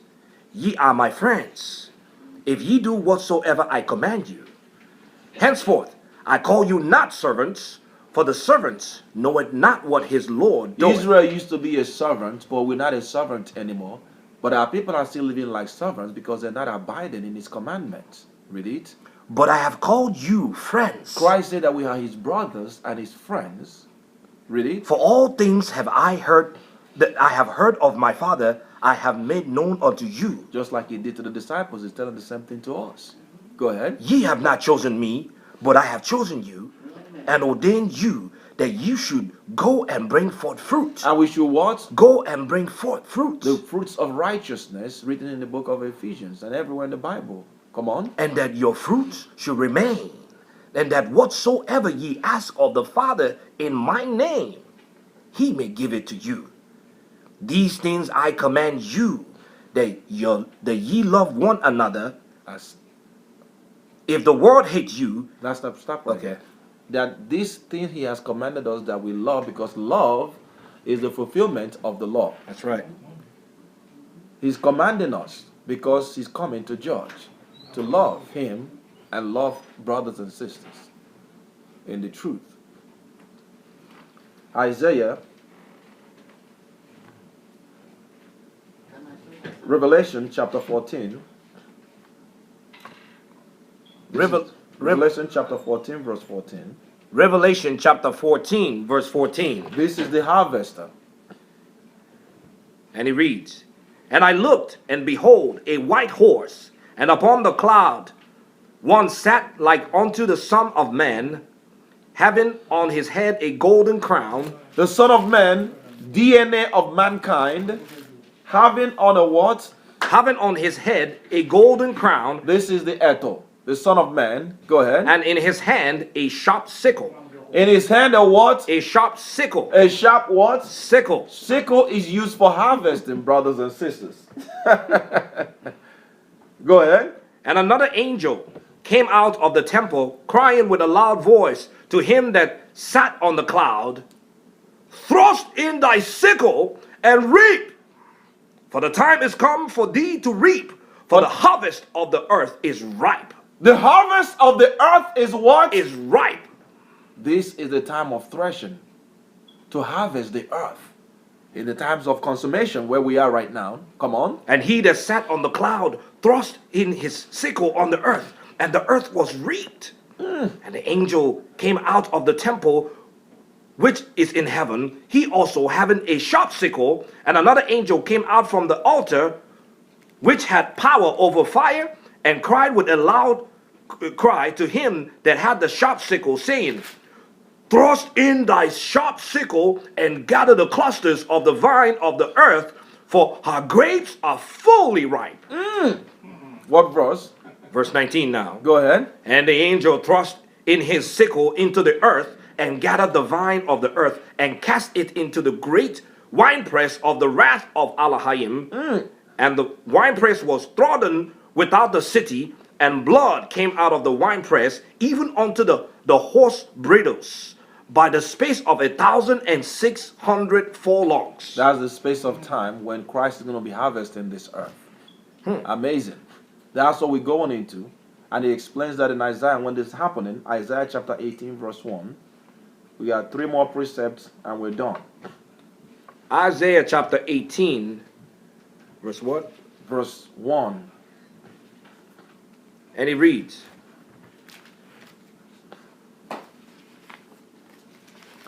Yacheya or Yache Yawa 18 verse verse 1. 1 to 7. And it reads, Woe to the land shadowing with wings. Destruction and shame to what? To the land shadowing with wings. What land is he speaking about here? Go ahead. which is beyond the rivers of Ethiopia. Beyond the what? The rivers of Ethiopia. This is the rivers of Cush. This is the map of Africa, including Jerusalem, like I've shown before. Here you see Jerusalem. You come down right here when we fled, like I showed previously. This is the area where we fled into and moving to Slave Coast. Here is where Cush is. All this area was already occupied in Northeast Africa. So we were forced to go over there. So when you see the rivers of Egypt, River Nile comes down here and joins the river Ethiopia right here. So what you're seeing is that beyond the rivers of Ethiopia, the land that he's speaking about is beyond what? Beyond what? The rivers of Ethiopia. The land is beyond what? The rivers of Ethiopia. What is he referring to? He's looking at the slave coast of Africa. This is beyond the rivers of Cush. This is the rivers of Cush down here, rivers of Ethiopia. Because we saw that we fled into those places in Egypt. We saw that Israelites are in Africa, where they got the slaves to the Americas. So this is the landmass that is speaking on the slave coast of Africa, where they got the slaves from. Because you're going to see that when America is destroyed, we're going to be heading back to the slaves coast, not going to be in Egypt, in Cush, in Patros, even beyond the rivers of Ethiopia, where we fled into. This is the focus of this prophecy. Pay attention. Read it. Woe to the land shadowing with wings, which is beyond the rivers of Ethiopia, that sendeth ambassadors by the sea, even in vessels of bulrushes. When you look at the word sea, it tells you this is the Mediterranean Sea and the sea coast right there in the coast of Africa. We're sending ambassadors or representatives. This is where are they sending ambassadors and representatives to? Even in vessels of bulrushes upon the water, saying, We used to send people from here, sending our people that were, because the Israelites was already scattered into Africa, scattered in this region before slavery to the Americas. And what were we doing back then? We were in Africa before anything that was like America. saying, Go ye, swift messenger, Go ye, swift messengers. Where are they going? to a nation scattered and peeled, To a nation torn apart. to a people terrible from their beginning hitherto. We were terrible because we ruled this earth with the power of the angels of the Most High under David, Solomon, all the prophets, Joshua, all the ancients, that when we were obedient, King David, we were terrible and the nation revered us. And that is why they don't want us to wake up. To a nation scattered from Jerusalem and peeled. So we were sending envoys from this area. We were all the way even in North Africa, sending them back to Jerusalem to see if they can connect with some of our people that was there before our total diaspora. This is before the time of the Romans. Come on. To a nation scattered and peeled, To a nation scattered and peeled, even during the time of Romans. Come on. to a people terrible from their beginning hitherto, a nation meted out and trodden down. We are a nation what? Meted out and trodden down. Destroyed and reduced to nothing. Meted out and torn apart and reduced to nothing. Come on. Whose land the rivers have spoiled. Go ahead. All ye inhabitants of the world and dwellers of the earth, see ye. See ye. What does he want the earth to see? Come on. When he lifted up an ensign When he lifted up an ensign on the mountains. on the mountain, when is he doing this? In Isaiah chapter 11, read there real quick. Isaiah chapter 11, when the Most High is going to show his sign. The sign is who? Eto. Christ. Yache. Yache ya. Isaiah chapter 11, and it says here, verse 10. Read it. Oh, okay. I'm going to read it. All right. And in that day there shall come a root of Yashi, or of Yashi. That's Jesse in English, but in Igbo or Hebrew is Yoshi. We shall stand up for an ensign of the people, and to each shall the Gentiles seek. Even the Gentiles are going to be believing now, because America is already destroyed. All the Gentile government has been reduced to nothing. Only the nation of Israel will have the hope and the light for the world. Before the threshing, before the harvest. Kwashir. We shall stand for an ensign of the people, to each shall the Gentiles seek, and his resting place shall be glorious. And it shall come to pass in that day that the Most High shall set his hand again the second time. The first time was when we were in Jerusalem. The second time is the second returning, when it's coming to harvest the earth. To recover the remnant of his people, we shall be left in Assyria, and from Egypt. Think about it. Egypt in Africa. Assyria, where the North American Indians went before they came to America. From Assyria, from Egypt, from Patros, right here. Patros. In Africa, from Cush. In Africa, the Cushites are the Ethiopians. From Elam, over there by Assyria, Babylon. And from Shinar, Babylon, and from Hamath, and from the islands of the sea, all the different islands of the sea, this is the gathering, the threshing of the earth. And he shall set up an ensign for the nation, and shall assemble the outcasts of Allah, and gather together the dispersed of Yehuda from the four corners of the earth. The 12 tribes of Israel will come back again. This has not happened. This prophecy, letting you know that the Jewish Zionists in Jerusalem did not fulfill this prophecy. The threshing hasn't happened yet. They are fake Jews. That's right. Invented Jews. Where? From the Caucasus Mountains of Georgia, Russia. They need to repent before the threshing. So we're telling them the same thing. So pick up from where you left off. Isaiah chapter 18 verse 3. All ye inhabitants of the world and dwellers of the earth, see ye, when he lifted up an ensign on the mountains, and when he bloweth a trumpet, hear ye. For so the Ahaya said unto me. Listen to what Ahaya said to the prophet Yahweh, Isaiah. What did he say to him? I will take my rest. The Most High said what? I will take my rest. This is exactly what you saw in Revelation, where we read Revelation. I will take my rest. Go ahead. And I will consider in my dwelling place. I'm going to watch out and look on my dwelling place, because Christ is sitting to be unleashed. Next to the Father, you have these two powerful beings, black and shines, or golden bronze and shines like the sun. And they're sitting, the sun is waiting to be released like atomic bomb. Like atomic bombs.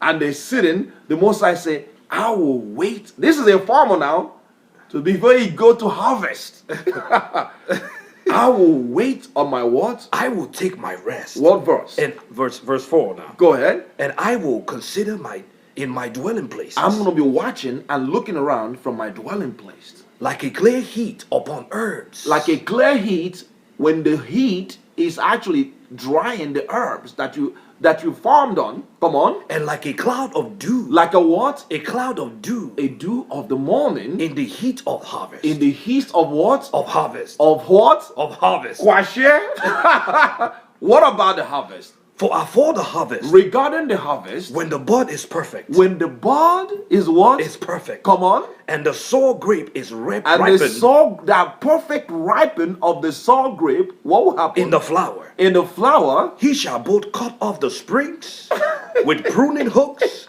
and take away and cut down the branches. Oh! He's cutting the earth in pieces. He's harvesting the earth. Come on. They shall be left together unto the fowls of the mountains and to the beasts of the earth. And the fowls shall summer upon them. That's how the earth, you're not going to recognize this earth. The peril is coming over the earth.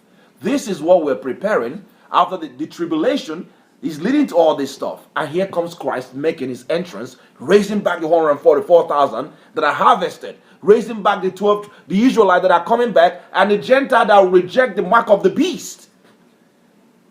This is the harvesting of the earth, brothers and sisters. He's waiting for that perfect time, like we read in Revelation. Chapter 14. Read it. And all the beasts of the earth shall winter upon them. In that time. In that time, what time? The day of the Lord, the second return of the Eto. The sign, the great sign of all mankind. What will happen? Shall a present be brought unto Ahaya of hosts. A present, because America has already been destroyed. America will be destroyed after the great. America is already gone at this time. The earth has been shifted. The capitalistic system has been collapsed. The only hope is Christ and his people waking up.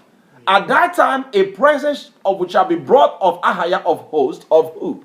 Of a people scattered and peeled. A people, the same people that were torn apart and peeled from their nation, from Jerusalem. Come on. And from a people terrible from their beginning. We were the most powerful nation from our beginning hitherto that were chosen over all the nations. Come on. A nation meted out and trodden underfoot. We've been exploited and reduced to nothing. Come Whose on. land the rivers have spoiled. Go ahead. To the place of the name of Ahaya of hosts. Where are we going back to? The Mount Zion. Mount Zion. You're going to see poor people that have been exploited by NATO, exploited by American government, by the EU, by Bill Gates with the vaccine program. Right here in Africa, you're going to see a great migration from these regions back to where?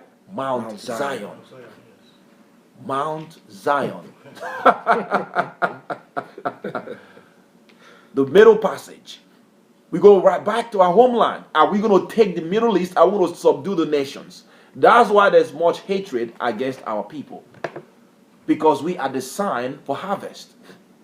The awakening of our people is the sign for the earth. Amazing. That's why the poor are. They are subjected there for a reason. Go to Zephaniah chapter 3 verse 18. We're almost done. Just two more precepts and we'll round it up. Zephaniah chapter 3 verse 18. That's Zephaniah chapter 3 18. There we go. Chapter 3 verse 18. And it reads, I will gather them that are sorrowful for the solemn assembly. Who is he gathering? I will gather them that are sorrowful for the solemn assembly. Israelites that are sorrowful, that are concerned about the condition of our people. There's a solemn assembly. Go ahead. Who are of thee. Who are of what? Of thee. They are all Israelites. Come on. To whom the reproach of it was a burden. Those people that are concerned about the destruction of our people, that are crying, the Most High will gather those people. Not those ones that don't care. Come on. Behold, at that time I will undo all that afflicted thee, and I will save her that halteth, and gather her that was driven out. Come on. And I will get them praise and fame in every land where they have been put to shame. We're going to get fame and praise every place that we've been destroyed and exploited worldwide, because that's going to be the main event. No more CNN, no more news media, no more Sephora's and Victoria's Secrets, no more Hollywood. All the distraction is gone. And you're going to see the poor rise out for harvest. And it shall come to pass in the places where you were said, ye are not my people. It shall be said unto them, these are the cho- chosen people of the living power. That's right. Come on. At that time, I will bring you again, even in the time that I have gathered you, for I will make you a name and a praise among all people of the earth when I turn back your captivity before your eyes, saith Ahaya. Amazing. He's going to reverse our slavery, reverse our captivity. Amos, chapter 8. Let's go to Matthew now to write up. Mattathiah chapter 13 verse 34. This is the last precept that ties everything together when he's coming to explain the precept that we started from in the beginning, where he tells you that Moses is the farmer. Matthew chapter 13 verse 34 to 43. Matthew chapter 13 verse 34. Mattathiah, an Igbo man, chapter 13 verse 34. Go ahead. And it reads, all these things spake Yahweh unto the multitude in parables, and without a parable spake he not unto them, that it may be fulfilled which was spoken by the prophets, saying, I will open my mouth in parables, I will utter things which have been kept secret from the foundation of the world. That's in the book of Psalms. Go ahead. Then Yahweh sent the multitude away, and went into the house, and his disciples came unto him, saying, declare unto us the parables of the tares of the field. Tell us the meaning of that parable that we started with from the beginning. We read that, remember? In the same verse and the same chapter. Let's find out what it means. And he answered and said unto them, He that soweth the good seed is the Son of Man. He that soweth the good seed is who? Is the Son of Man. This is interesting. Christ is the one that's made the DNA of man that needed to come and die. He is the Son of Man that sowed the seed. Letting you know that he created the earth. For through him and by him where all things was made. He that sowed the good seed is Christ, the Son of Man, Eto. That's the definition of this parable that we're preparing for the harvest. Read it. The field is the world. The field is what? Is the world. Erase where we exist. In this plane of life. That we're going to be harvested based on us obeying his commandments. Command? The good seed are the children of the kingdom. The good seed are who? Are the children of the kingdom. The children of the kingdom. Come on. But the tares But the chair, the bad seed, are the children of the wicked one. the children of Satan that infiltrated the system. Come on. The enemy that sowed them is the devil. The enemy that sowed them is who? The devil. Nakoshi. We saw that he put in wickedness and darkness and exposed that scientific, intellectual, prognosticative knowledge that the whole world functions through. Your science industry, your technological industry that we learn in the school from the tree of knowledge of good and evil. Duality. Ancient mysticism. Go ahead. The harvest is the end of the world. The harvest is what? The end of the world. Where we are today. Come on. And the reapers are the angels. And the reapers are what? Are the angels. The angels. What verse? Verse 40 now. Go ahead. As therefore the tares are gathered and burned in the fire, so shall it be in the end of this world. The Son of Man shall send forth his angels. The Son of Man shall send for his what? His angels. Come on. And they shall gather out of his kingdom all things that offend. Everything that is evil and wicked, that angels from that tree of knowledge of good and evil, is going to harvest the wicked first. Come on. And them which do iniquity, He's going to destroy them forth and cut them. That's the time of harvesting. Go ahead. and shall cast them into a furnace of fire. There shall be wailing and gnashing of teeth. Then shall the righteous shine. Then forth. shall the righteous what? Shine forth. Shine. The righteous will shine forth. How? As the sun in the kingdom of their Father. Who had ears to hear, whoever had ears to hear, let him hear. Praise the Most High.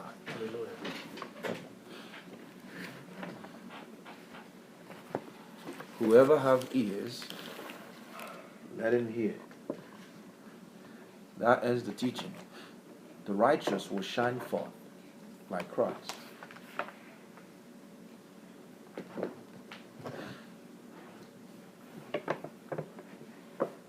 The righteous will shine forth. That will shine like the sun. Is bringing light. We are preparing for the great threshing, the great harvest. We gotta get ourselves in order, get our families in order, get our brothers and sisters in order. The nation of Israel gotta get back in order to build the nation of Israel. The Gentiles needs to help us to build our nation back and reverse what has been done. He that have ears, let him hear. It was all a parable. This whole life is a parable. That's what Christ just explained. Ijenu, Eloah, Irezi, Ana Kwachashai. We are being, that's the Hebrew word, Kwachashi, to thresh, to cut. He's cutting the wicked, he's harvesting the righteous, and putting in bonds, and rewarding everything, putting things back in how it's supposed to be to correct this whole mess.